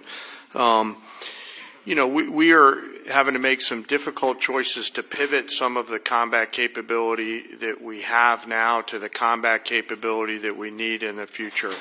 Both services, alongside the Department of the Navy and the Department of the Army, are making those changes in order to provide us with the combat capability and capacity that we need at scale to create the dilemmas that we have to deliver for the joint force and our adversaries. So at this point, we're doing the right pivots, Congressman, to make sure that we have the right depth that we need. Secretary Hegseth, both of you understand the unique value proposition that the National Guard provides the joint force, having served. And gosh, for a long time, it was just me and Hal Rogers up here as the Guard guys. So it's good to have some company. As we're looking to be efficient with federal dollars, I always kind of believe that the Guard and the reserve component structure in general brought what I called value to the force. That I realize it's probably not at the same level of proficiency that the active duty counterparts might have, but they bring value to the force. And when we need to surge responsibly and quickly, then the Guard and Reserve are certainly at the ready to do that. My question is pretty simple. Can you both commit to ensuring that the National Guard component is resourced and equipped properly to meet not only today's operational demands, but those in the future? And I ask this question having had experience back in the day when the National Guard was more or less a reserve force, and it was only after 9/11 that we began to use the National Guard in a truly operational form. And I thought it did a lot of great things for the Guard. I thought it brought value to the force, and I worry sometimes that we may, pivot back to the time when the National Guard is relegated to more of a reserve structure rather than able to surge with our forces in a moment's need and be able to deliver combat capability and combat service support capability when needed. Can you speak to that, Secretary? Sir, I think it's an excellent point. It does, the National Guard and Reserves bring great value, not to mention the civilian skills, the additive civilian skills that they bring. Completely recognize the shift that happened after 9/11. I was a part of that, as were many people in the Guard of our generation. I think we're entering an even another phase, especially under President Trump, with his focus on the homeland, where the National Guard and Reserves become a critical component of how we secure that homeland and apply those civilian sets across the spectrum. So when you're looking at, say, the Army, for example, what we need in the active Army vis-a-vis the National Guard will not be a reflection of what we need or don't need. It will be a right sizing of where that particular application would be best used. And the National Guard is a huge component of how we see the future, sir. General Kane. Sir, the policy makers tell us what size our force should be. What I will commit to you, and by the way, thank you both for your service in the Guard. As a fellow Guardsman, you're legendary in those hallways. What I will commit to you is that I'll make sure that the voice of the Guard is heard at the policy level, pursuant to my job as a chairman. I yield, Mr. Chairman. I thank the gentleman. Mr. Case. Thank you, Chair. Mr. Secretary, at the Shangri-La Dialogue in your speech of May 31st, you stated, and I quote, "Here in the Indo-Pacific, our futures are bound together. The prosperity and security of the Indo-Pacific are linked to those of your people." You went on to talk about the benefits from the, quote, "peace and stability that comes with a lasting and strong American presence here in the Indo-Pacific," end quote. Do you believe that the only way to achieve our contributions to peace and security and stability in the Indo-Pacific is through military strength alone? Sir, certainly not through military strength alone, although military strength is the business that we're in. So we're building partnerships across mill to mill, whether it's the Philippines, Japan, Australia, more actively than any other part of the world, because the application of American strength is not America alone. It's by, with, and through partners who share mutual objectives. And so we are very invested in military-to-military relationships. So you, as the Secretary of Defense, believe that we need to take a broader approach in the projection of national power, national influence than simply our military. Is that correct? Well, sir, that's not my job. My job is the military application. So yes, others will determine the broader spectrum of that, but it's always useful to have other applications of power as well. But how others actually do that does impact your job in running our military, right? I mean, your military operations, your military presence, your mill-to-mill relationships that I agree are important are all going to be impacted by our non-military projection of power, influence, and assistance throughout the Indo-Pacific. Is that correct? I would just say that from my 2 recent visits to that region, meeting with many of those ministers of defense multiple times, their focus is what capabilities can we share together, interoperability and capabilities that establish deterrence, because the most important message America can still send, and they can still send, is hard power capabilities. What can we project? Where can we project it? As the chairman said, what dilemmas can we create? That's the business that we're in. And so we work with those partners that share common goals, and our militaries are working better together than they ever have. And I appreciate your focus security. on the military side. That's obviously directly your job, but I'm asking you to think and comment more broadly on our big picture approach to the world. This administration, for example, has proposed to reduce the State Department by $8.3 billion, the Economic Support Fund, the Development Assistance and Democracy Fund, and the Assistance for Eurasia. This administration has illegally sought to destroy the U.S. Agency for International Development and in its budget request reduce it significantly down to close to zero. This administration has proposed to reduce the international narcotics control and law enforcement effort by $1.2 billion. This administration has proposed to eliminate the Millennium Challenge Corporation, or not eliminate it, but reduce it by $1 billion, a significant reduction. One of our principal agencies that assists us with meeting the needs of the Indo-Pacific in the infrastructure area, and what I think you would agree are key strategic countries such as Indonesia, such as Kiribati, such as the Philippines, such as the Solomon Islands. This administration has proposed to reduce international organization contributions by 83%. This administration is not following through on commitments that we made to the freely associated states, all of which are strategically critical to this country, to expand veteran services in those three countries, Palau, the Federated States of Micronesia, and the Marshall Islands. This administration appears to be slow walking the resurgence and expansion of the Peace Corps throughout the Indo-Pacific. Do you think that that will affect your job in the military space with your relationships with those countries? No, sir. I would add to that list the elimination of most USAID programs, which I don't hear anything about because a lot of them were wasteful and duplicitous, and I'm glad we got rid of them. Well, I've had those conversations as far as with those you mentioned international organizations, the 83% reduction.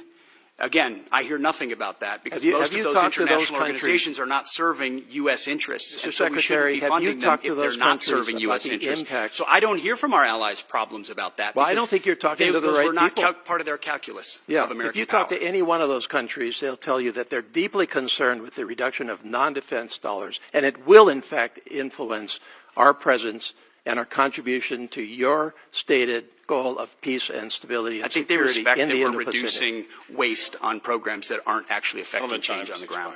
Mr. Diaz-Balart. Thank you, and to three of you, thank you. Thanks for being here, and thanks for your service. Mr. Secretary, I have two questions. First one is, and you mentioned recruitment at the beginning. During the last 4 years, we got used to just hearing how the recruitment was not doing well, and it was just the new reality. And then all of a sudden, that reality has changed. If you can comment on why that reality is, I think a lot of us know, but if you could talk to us a little bit about this new reality, which you don't hear much about in the press, about how that has changed dramatically. Question number one. Question number two is, a number of years ago, Southcom was moved from Panama to South Florida. There's a lot of reasons for that move. It was to get it because it was in close proximity with others like Jayada South, Special Operations Command South and Homestead, Joint Task Force Guantanamo, the Joint Task Force Bravo in Honduras, the U.S. Coast Guard 7th District, which is the busiest district in the entire country, but also because in South Florida you have this multicultural, multilingual community, and as you know, Southcom deals with multiple countries, 40 different languages, and so it was not just a cost savings potentially, but it was also made a lot of sense.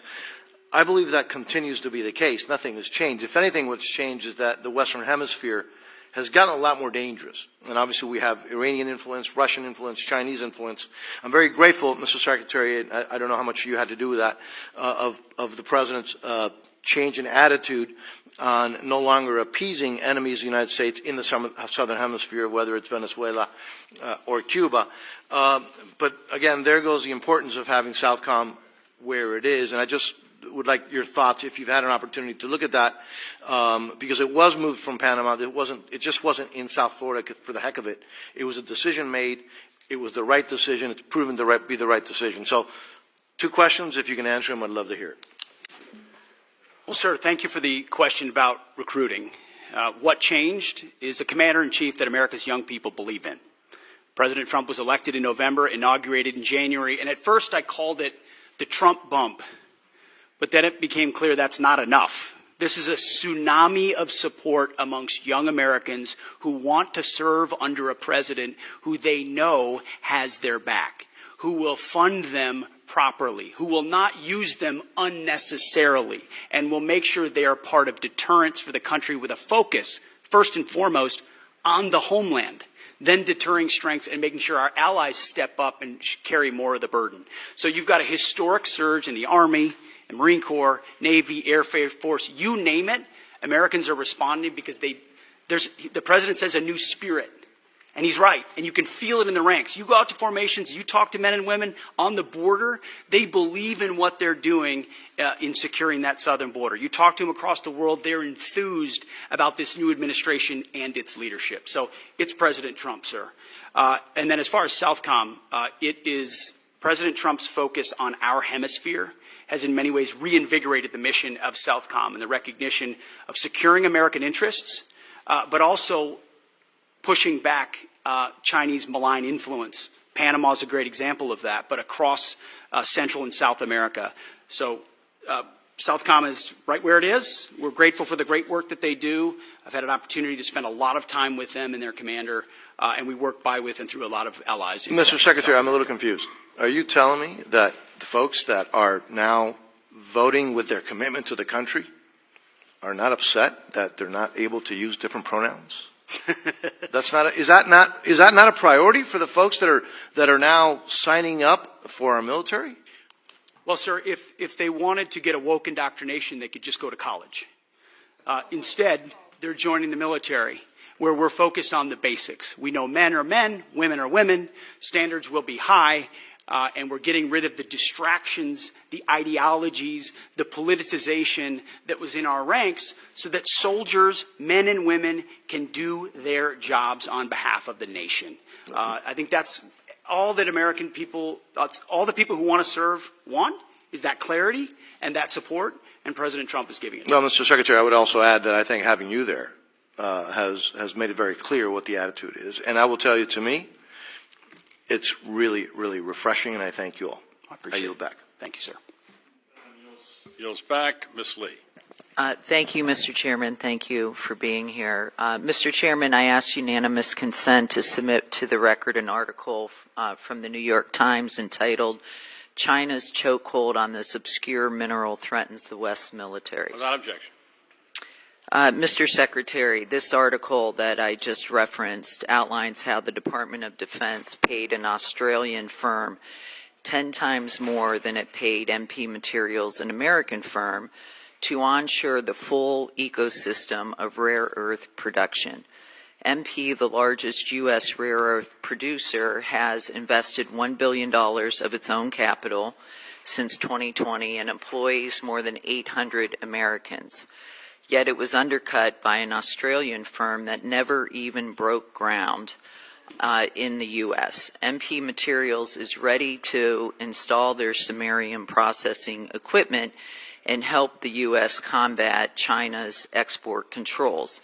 And I want to note that China produces the entire world's supply of this obscure rare earth metal that is used almost entirely in military applications because of its use in heat resistance magnets.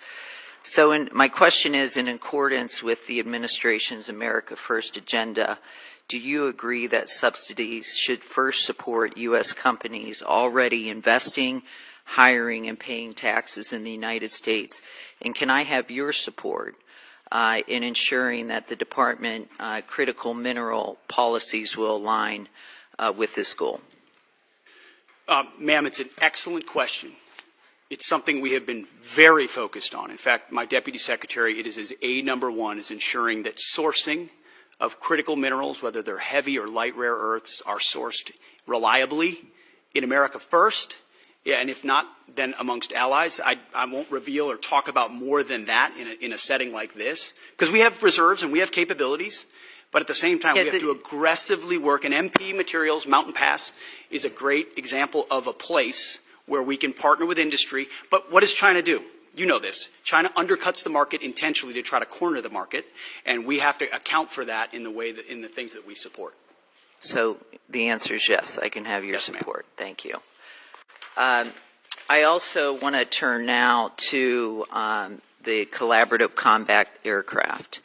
I represent Las Vegas, Nevada, so we're very excited that the department will base the CCA unit at Creech Air Force Base, which is the center of excellence in uncrewed aircraft systems. And I want to make sure that the department has the resources they need to make this program a success. Last year, the Air Force had to shift $383 million to the CCA program, plussing it up by 60%. Can you assure me that your budget request will fully fund the CCA program this year?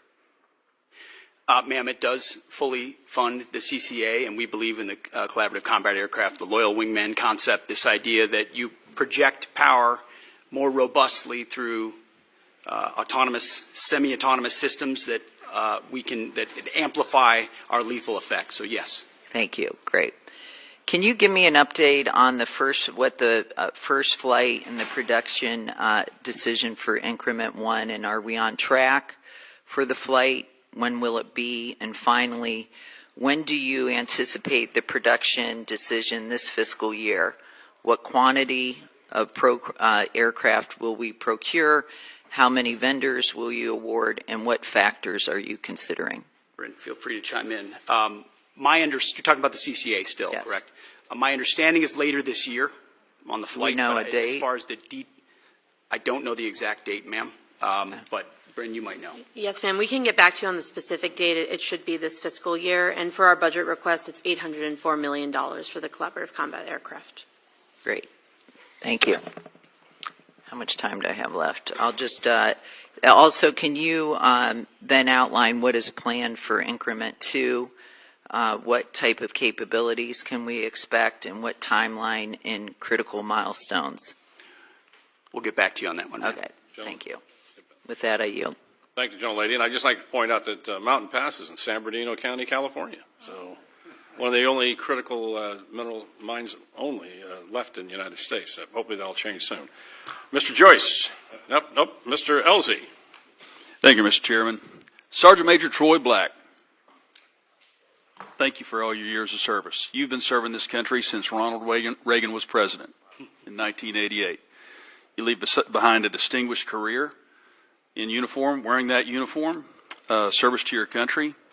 You have served as the senior enlisted advisor to the Commandant of the Marine Corps and now to the Chairman of the Joint Chiefs. And I think but what will be most missed, if you didn't know this about him, in 2010, he received the Bronze Star with a Combat V for running across several hundred yards of mine-in-placed fields to pick up a fallen Marine. You're a Marine's Marine. You will be missed. You are the pride of Louisville, Kentucky. And I'd like to say, on behalf of this committee and our nation, we're grateful, and fair winds and following seas.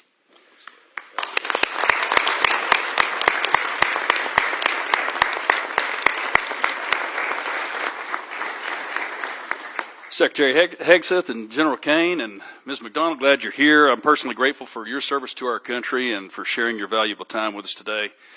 Raising you bring a non-traditional perspective to your tenure as chairman, having been a guardsman and an entrepreneur. Thank you for saying yes once again when called to serve, and also distinguished Flying Cross and 2 Bronze Stars. You didn't get that by sitting behind a desk. You were a fighter pilot's fighter pilot. You helped the plan to bring down Scuds in 2003. So thank you for your service. And Mr. Secretary, I want to salute you for your leadership and action-oriented approach at the Pentagon. You've created a sense of urgency that General Kane refers to in his testimony, and back to the issue of what we're not talking about today, and it's recruitment. Because in this family business, all volunteer force of ours, parents and their children who want to serve our country are now no longer afraid to sign up for fear of them being misused or not having their merit being rewarded appropriately. So thank you. You've also highlighted our service academies in that effort. Mr. Womack and I both serve on the boards of visitors at West Point and the Naval Academy, so thank you. I also appreciate your guidance on using commercial solutions in acquisition and on reducing the inflation that we have seen in the numbers of flag and general officers. And I think we can make the Pentagon a triangle pretty quick. There are more Navy admirals in the various systems commands than there are in the fleet. That's too many flags in D.C. and not enough at the waterfront or on the flight line. But speaking of acquisition, I want to turn to the plans of a sixth-generation fighter. General Kane, in his prepared statement, states that the F-47 will continue to ensure U.S. air dominance for decades. I'm a fervent supporter of not only F-47, but whatever the F/A-XX is going to turn out to be. And I want to make that clear to everyone listening. Our Navy, our Joint Force, and our future combatant commanders need the Navy's sixth-generation fighter, the F/A-XX. Relying only on the Air Force's sixth-generation fighter does not solve our air superiority challenge, because whether they're coming from Guam or Diego Garcia, the DIMPs are already set and the missiles are already guided. It's a non-moving target. An aircraft carrier moves its DIMP every 30 seconds. So we can't do either of those with only the Air Force's plan by. So we either want to win or we don't, and I know we want to win. We have to do it with the F/A-XX. And a 3-year delay is a de facto cancellation and a win for China, and they are watching. And don't take my word for it. They're conducting unrestricted warfare against us right now. And if you read the 36 guidelines from the 6th century, and they talk about how do you defeat an enemy, or Sun Tzu, taking out our military members before they can even join, 70,000 a year. They are being successful in how they're doing unrestricted warfare, and that's exactly what they're conducting. They're also showing us their sixth-generation aircraft right now, and there's at least 3 that we know they're working on. We can't give the field to them and say fifth generation is okay for the Navy, but it's not for the Air Force. We must have both. So several well-informed, well-respected leaders shared with us the importance of having both the Air Force and the Navy sixth-generation fighters, Admiral Paparo, General Alvin, and Admiral Kilby acting CNO. I'm not going to put you all on the spot, but I just want to make it clear. If you'd like to address it, you may. I'm just putting it that it's that important to me. So what troubles me about the Pentagon needing to be a triangle now is that one of my favorite movies is Office Space. Remember Milton? Milton down there with the swing line. We're not really sure what he did, but he sure made a lot of trouble for everybody. I think we have a lot of Miltons in the systems commands and down there in the Pentagon, maybe at Cape, who are telling you that we can't do something when we absolutely can. They need to go. So let's get rid of Milton. Let's invest in this generational investment. I'd like to thank Chairman Calvert, Chairman Calvert, for his investment in the F/A-XX and the bill, and present to this subcommittee later today. So thank you all. Appreciate it. Okay, go Navy. Mr. Morelli, you're recognized. Thank you, General, Chairman.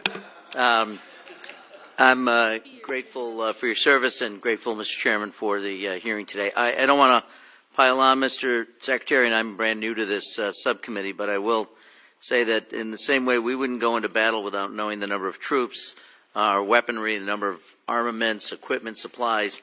It's really almost impossible for this committee to do its job without details from the President, from the Department on a budget request. So I wonder whether or not we could get a commitment from all of you to come back before the committee when the full the President's budget request has been delivered, so you can answer questions in detail about it.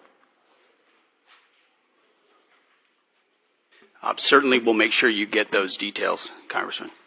Well, getting the details is important, but also being able to answer questions about those details and what they mean, I think would be helpful. So obviously, this is the chairman's decision, but I would ask you to consider coming back before the committee when the President's budget request is submitted to us, so we could get your sense of the various items in it.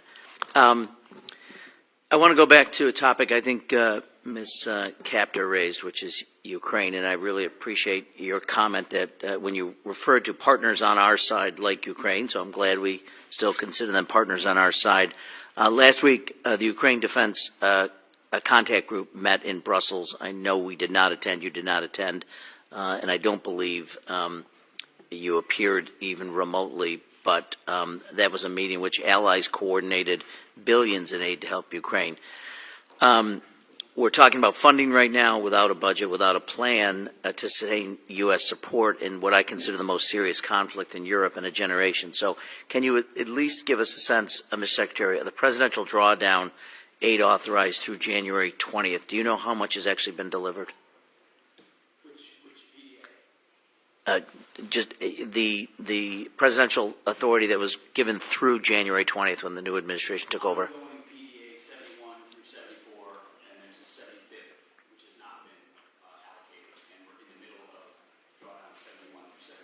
Okay. Do you have a sense of the how much has actually been delivered? I don't know the exact amount that has been delivered, but we're actively monitoring it as well as the lifespan of certain munitions, what munitions remain critical for us, critical for them, critical for allies like Israel. We're paying very close attention to that. Okay. And you can give us a detailed, thank you. Do you know whether the department or the president is prepared to ask for funding for the Ukraine Security Assistance Initiative, and at what level? It is a reduction in this budget. As you know, this administration takes a very different view of that conflict. We believe a negotiated peaceful settlement is in the best interest of both parties and our nation's interest, especially with all the competing interests around the globe. I don't think the word victory has been well defined, or the path to it. And as a result, a path to peace that stops the killing and the carnage is something that President Trump is very invested in. Well, look, I would certainly, I think I would define victory as making sure incursions, illegal incursions by the Russian Federation into Ukraine, which is a sovereign nation, would be a victory. But I'll leave that aside. I want to just touch briefly on, with the limited time I have, the President's announced $175 billion Golden Dome. It's been talked about. I know that what has been talked about, we understand that reconciliation includes a $25 billion down payment. We haven't really received much in clarity on the specifics. Can you tell me what the $25 billion will be used for? Excuse me. There are many specifics that are not fitting for this setting. We're happy to get you at the appropriate level the specifics you request.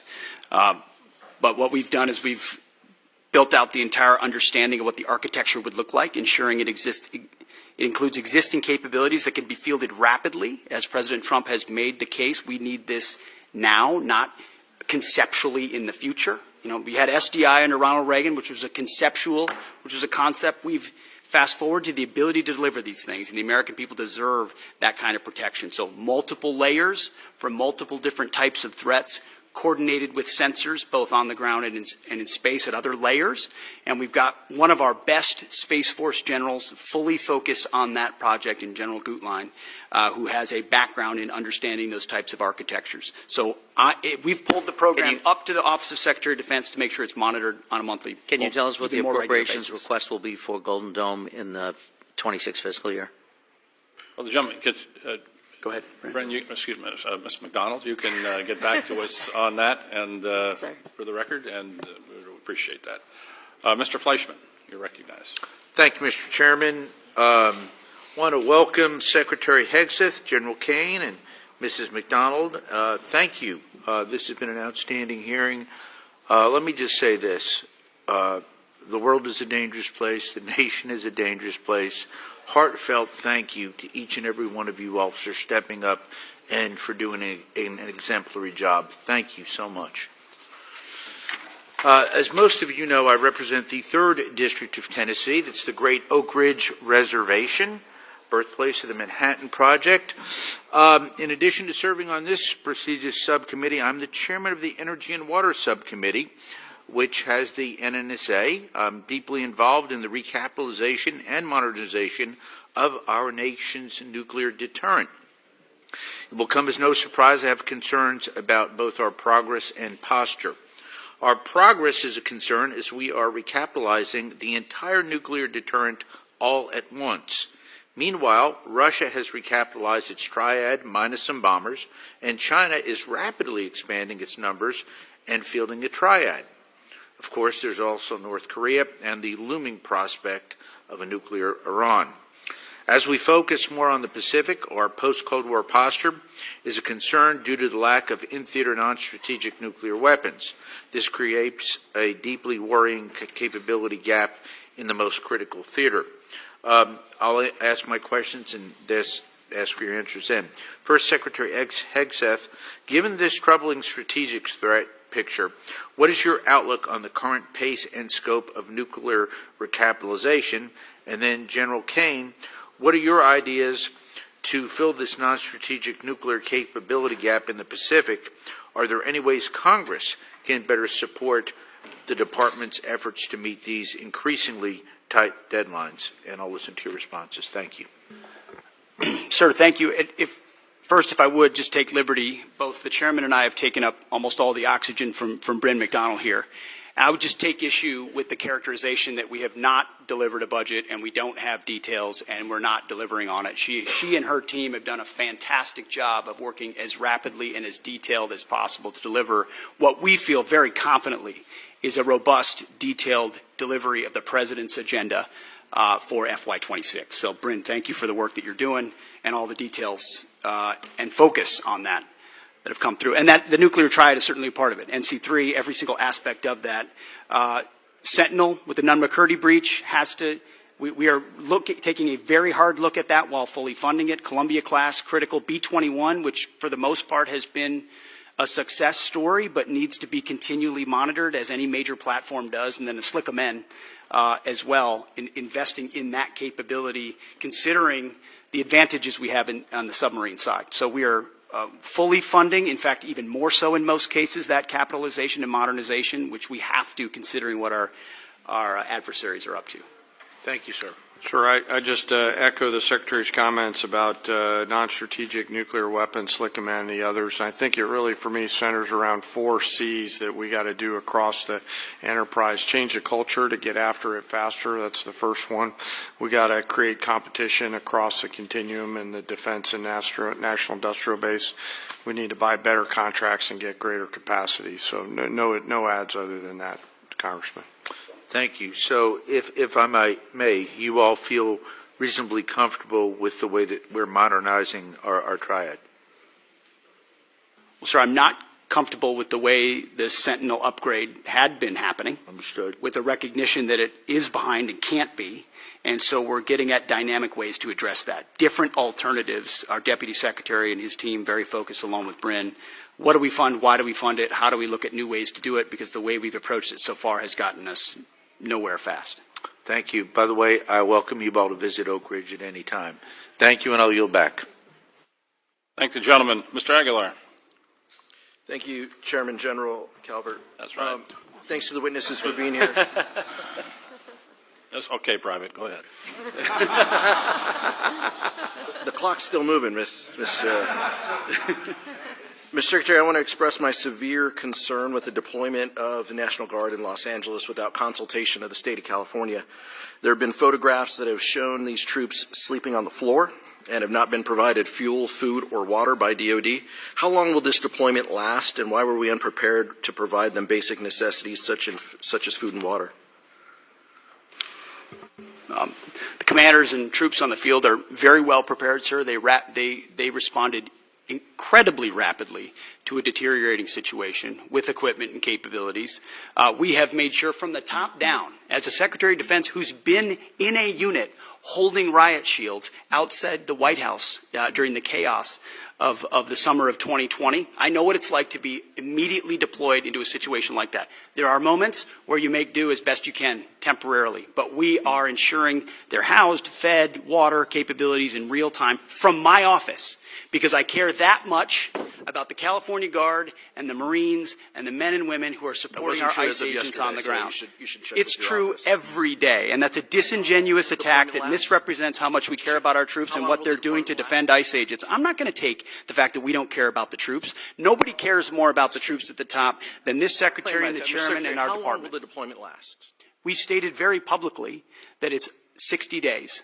Because we want to ensure that those rioters, looters, and thugs on the other side assaulting our police officers know that we're not going anywhere. We're here to maintain the peace on behalf of law enforcement officers in Los Angeles, which Gavin Newsom won't do. What is the estimated cost of the deployment for the Guard and the Marines to L.A., and where's this funding coming from? Will it be coming from quality of life programs that affect our service members or our families? If you want to wait till I finish, before I hand it to such as updates, housing, and barracks. Before I hand it to Bryn, the insinuation that we're pulling money from housing and barracks in order to fund this is disingenuous and incorrect. Just asking. Bryn can give you the numbers, absolutely. So the current estimated cost is $134 million, which is largely just TDY costs, travel, housing, food, etc. Where's it coming from?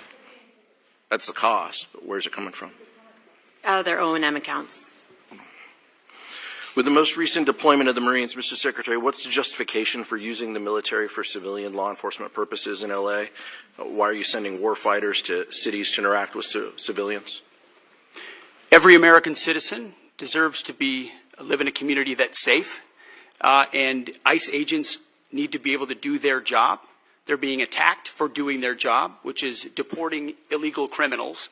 That should happen in any city, Minneapolis or Los Angeles. And if they're attacked, that's lawless, and President Trump believes in law and order. So he has every authority, and he has done mobilizing National Guard or active duty troops under U.S. code to protect federal agents in their job, which is exactly what we're doing, and we're proud to do it. We're proud to do it. 10 U.S.C. of the U.S. Code 12406 as a legal basis that the President used cites 3 examples and circumstances for the Guard: invasion by a foreign nation, rebellion or dangerous rebellion against the authority of the government of the United States, or the President is unable with regular forces to execute the laws of the United States. Which authority is triggered here to justify the use? I don't know. You just read it yourself, and people can listen themselves, but it sounds like all 3 to me.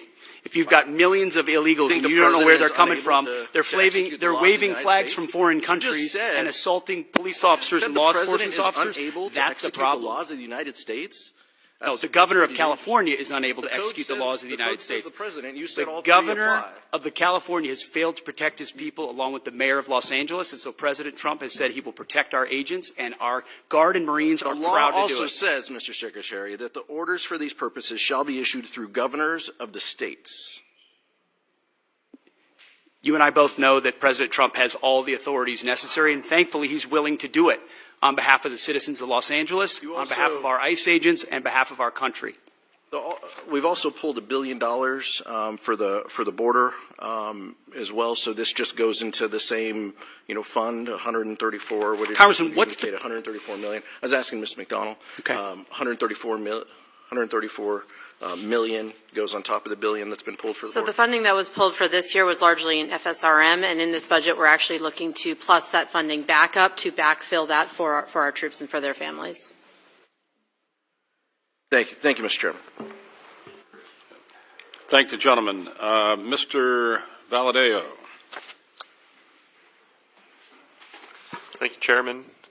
Thank you, Secretary. Thank you, General. Thank you, Ms. McDonald, for being here. I know a lot of things have been asked already, and since I'm the bottom of the totem pole on seniority here, all my questions get asked first, so I'll hit one that's a little closer to home for me. Secretary Hegseth, thank you for addressing the challenges military families have faced under their Global Households Good contract. I've heard directly from my constituents about these issues, so I appreciate your I've heard directly from my constituents, so I appreciate your directive to review the contract and raise rates during peak PCS season. Can you commit to continuing to work with us to monitor the impact and make further improvements as needed? Sir, I appreciate the question. We heard as well the worsening PCS change of station process that military members are facing, that the new attempt to reform it had failed. And we got that word quickly. And when we did that, we didn't try to excuse it away or cover it up. We immediately confronted the process. We fired the person in charge. And we said, we're going to, in this peak season, plus up the amount we reimburse so that families are reimbursed properly. And we use both systems, the legacy system and the new system, to ensure their needs are actually met. At the end of that process, we will then do a thorough reform of how it actually happens. It hasn't worked for far too long. Everybody knows it. It's about time we take a look at the process. I mean, think about the things we can deliver in real time to people in far-flung places across the country and across the world. And you can't reliably move an E4 from California to New York and ensure that the goods get there within a week. That's a failure of the United States military, and we're going to fix it. I appreciate that. Next question, Secretary Hegseth. With rising tensions involving Russia and China, what steps is the Department taking to ensure our defense industrial base can meet surge demands across multiple theaters? Are we seeing adequate investments in munition stockpiles, logistics, and supply chain resilience, in particular when it comes to critical inputs like rare earths and other essential minerals? I would just echo exactly what you said. It's because of the urgency of the moment, the reality of the threats we face, the threats that are joining forces in sort of an anti-American, anti-Western bloc, are developing capabilities that they're fielding and trying in other theaters to refine them. The munitions that we have, where we use them, how we procure them, and what we use them for, the supply chain that goes into the materials on those munitions. Unfortunately, we inherited a department that didn't pay enough attention to that seemed to think sourcing from adversaries was going to be okay in a time of contingency or crisis. We are changing that. Or content to make the same munitions we've had in the past because, well, they were made in somebody's district or they were made in somebody's state, and that's the way we always do it. We're not doing that anymore. We're making the tough calls based on the threats we face, matching it to the capabilities, and I'm happy to sit in front of every and any committee and explain why we're doing it, because it's about time. It's about time we challenge that, and that doesn't mean we don't want input. We do want input. We know why people are invested in certain programs and certain systems, but it's our job to make the tough calls, and President Trump has asked us to do that. I'm willing to make the tough calls, whether it's on personnel, systems, platforms, modernization, and partner with folks like General Kane and the Joint Staff who've been with us in every step of the way. I appreciate that. So we got a little more time. So Secretary Hegseth, as the department looks to stay ahead of near-peer threats, will the defense budget continue to invest in hypersonic weapons and defense systems, including unmanned, high Mach, and next-gen aviation technologies? The answer is yes. In a way, unfortunately, the previous administration did not. So if you're looking at long-range fires, autonomous systems, hypersonics are part of warfare of the long-range drones, a part of the warfare of the future. That means we're investing in them to be better than our adversaries. Not accept the fact that we have matching capabilities, but what more can we do to enhance those so we're ahead of the curve? Because when President Trump says we have the best platforms, the best systems, the best fighters, the best ships, the best vehicles, he means it, and we mean business on it, and we're going to deliver it. All right, thank you. And I've got 30 seconds. So, General Kane, if Congress had $1 extra to invest today most effectively to strengthen our deterrence posture against China, Russia, and threats in the Middle East, where should it go? 20 seconds. Wow, I'm gonna take 19 of those, Congressman. Probably in munitions. I don't know how much we'd buy for $1, but I'd want to make sure that the joint force is properly armed at scale at the tactical edge, and the youngsters that volunteer to serve have what they need. I appreciate that. Thank you, Chairman. I yield back. Thank the gentleman. Mr. Joyce. There we go. Thank you, Chairman. Secretary, everybody, I appreciate we had to go out to you wouldn't believe this, but there are other hearings taking place. So I went over to bug Secretary Turner and now came back. So it's your turn. Secretary Hegseth, your April 30th memo on Army transportation and acquisition reform directs the Army to expand prepositioned stocks of equipment to the Indo-Pacific. I expect we would need to enhance our industrial base capacity to support this effort. Can you discuss the importance of increasing prepositioned stocks in the Indo-Pacific and how this affects the Army's resources for FY26? It's a great question because it marries up two things that need to be linked and synced and often aren't, right? The capabilities that we have in the priority theater and where we preposition those capabilities. So my job exists on multiple axes of that. One is working with allies and partners to make sure we have places to preposition them. Many of which we can't talk about here today, but in the event of a contingency, we can't be relying on a supply chain that reaches all the way back to the States or even to Hawaii or even to Guam. You need to recognize the prepositioning of stocks. But then you have to have those stocks, and they have to be the relevant ones for the systems that you're deploying, and you need a defense industrial base to deliver on that, which is why we've made historic investments in munitions, focusing on priority munitions that would be applied in our priority theater, with a recognition that every munition we spend somewhere else, and I say that as someone who, very proudly, we conducted a very successful freedom of navigation campaign against the Houthis to ensure that our ships don't, and by the way, 2 of our ships transited the BAM successfully, and the ceasefire held very recently. So doesn't mean you don't expend munitions. You judiciously expend them with an understanding that you have to safeguard others for future fights and prepositioning, and then invest in your industrial base. And I think that's why you see a budget with a 13% increase. 13% increase in a defense budget is significant and allows us to both invest in the President's priorities and fast-track munitions that we're going to need. For a guy chairing a committee that has to cut his by 57%, I can tell you, getting a plus 13 is a lucky day. Chairman Kane, our forces face growing challenges sustaining operations across contested environments, particularly in the Indo-Pacific. China is investing in capabilities designed to disrupt supply lines, access to forward operating bases, and target critical logistic nodes.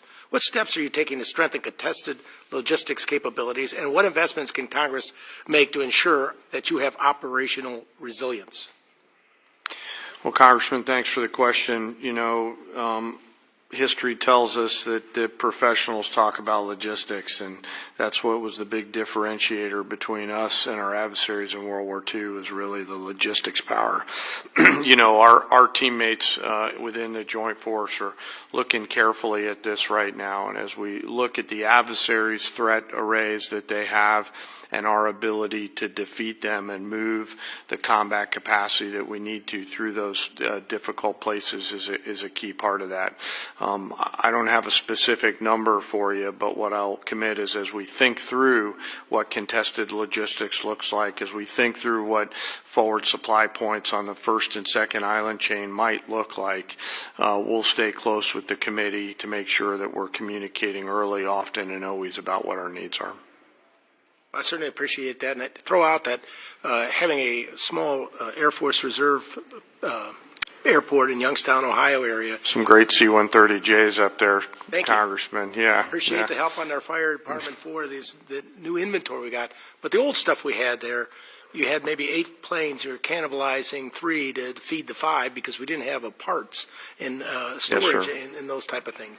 And I think that's has played out in other areas for us as well. And we need to not only make sure we have the manufacturing industrial base, but we also have the ability to have the parts and inventory on to keep all those things online, or we have to remove them from service. Yes, sir. I know General Alvin and the team at the Air Force is looking hard at that too, to make sure that we've got the right stuff on the shelf prior to that we need, not just in the C-130 community, but the other airframes within the Air Force, and frankly the Joint Force. Parts are always going to be a driver, and I'm really encouraged by the innovation that's happening to look at things like additive manufacturing, where we get a hold of the specs from companies like Lockheed and others and can just 3D print right on the spot of the requirement.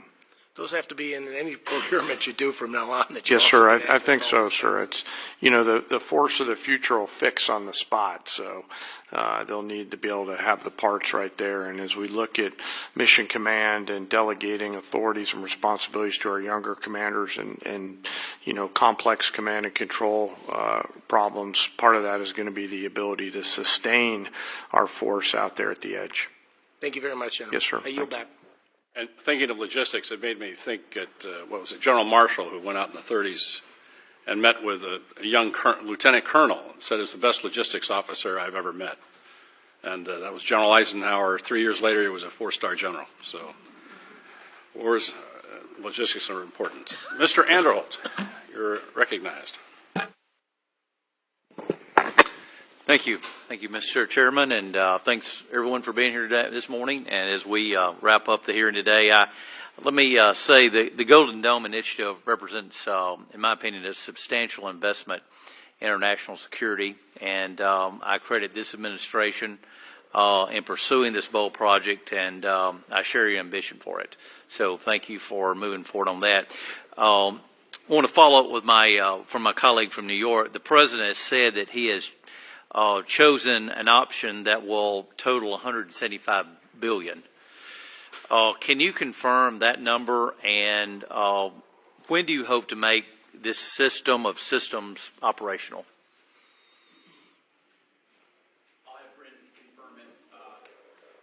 I'll have Bryn confirm it, but our belief is that 175 is the totality, that this is the initial investment, but that a lot of the investment will eventually be in systems, some of which are already in production. We'll need to ramp up the production of them because the President has charged us with having this mission capable by the end of his term. So this is not something that's futuristic. This is not something that will happen in some distant future based on some technology we don't yet have or can't field. Our approach to Golden Dome will be making sure we can procure existing layers that can talk to each other with new layers on top because this is a layered system, as was mentioned, to include drones as well in partnership with the services. So can you confirm that, Bryn? Yes, sir. Nothing to add. That's all accurate. And we're still planning towards what the final number is, but the $24.8 billion we're requesting this year is that down payment on the near-term capabilities that we're looking at as part of the architecture. Okay, thank you.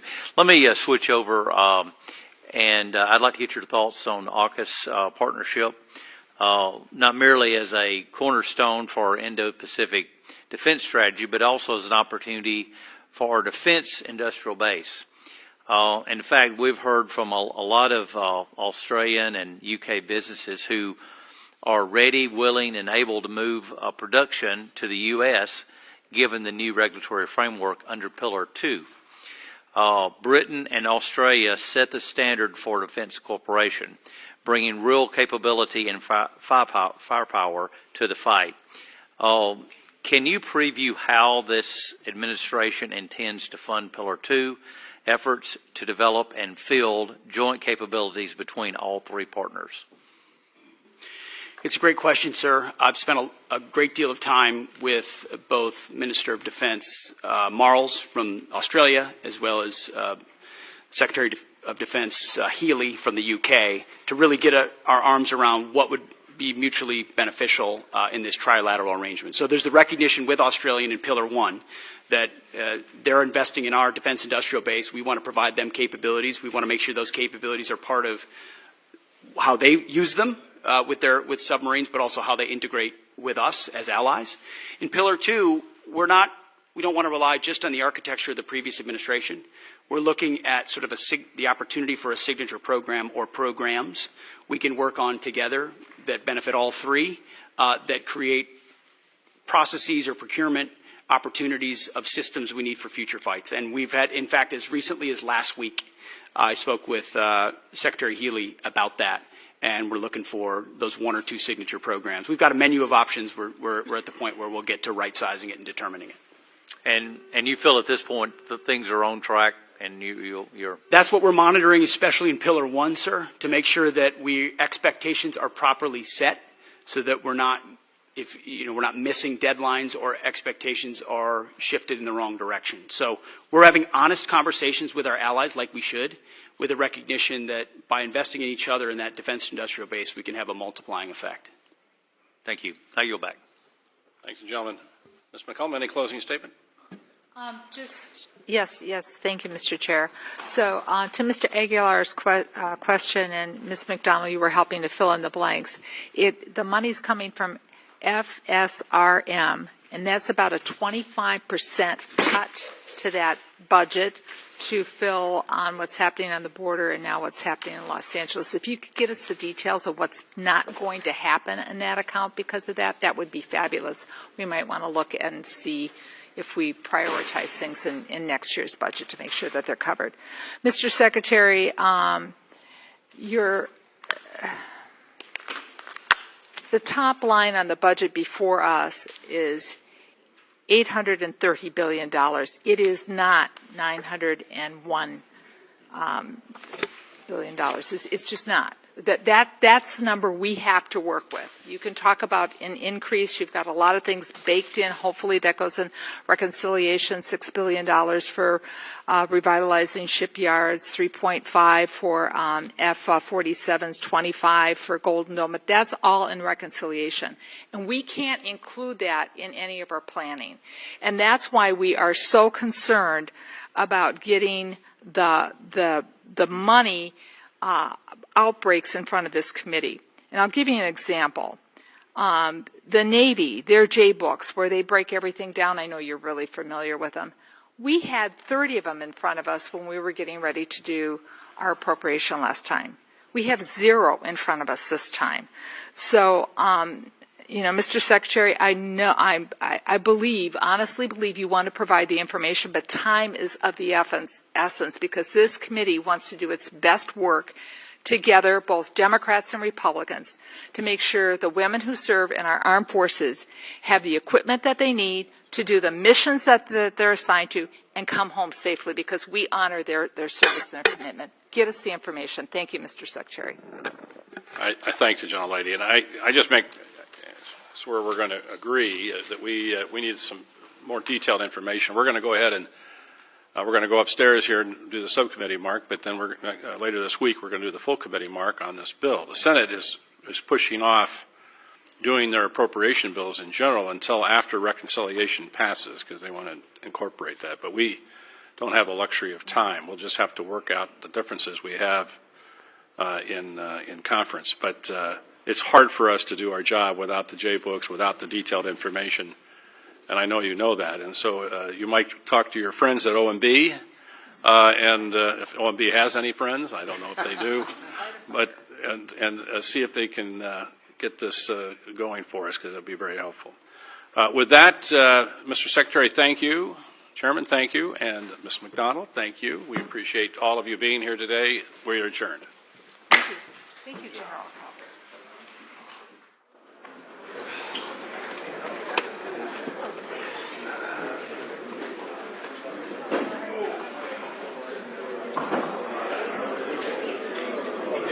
By the way, all going upstairs.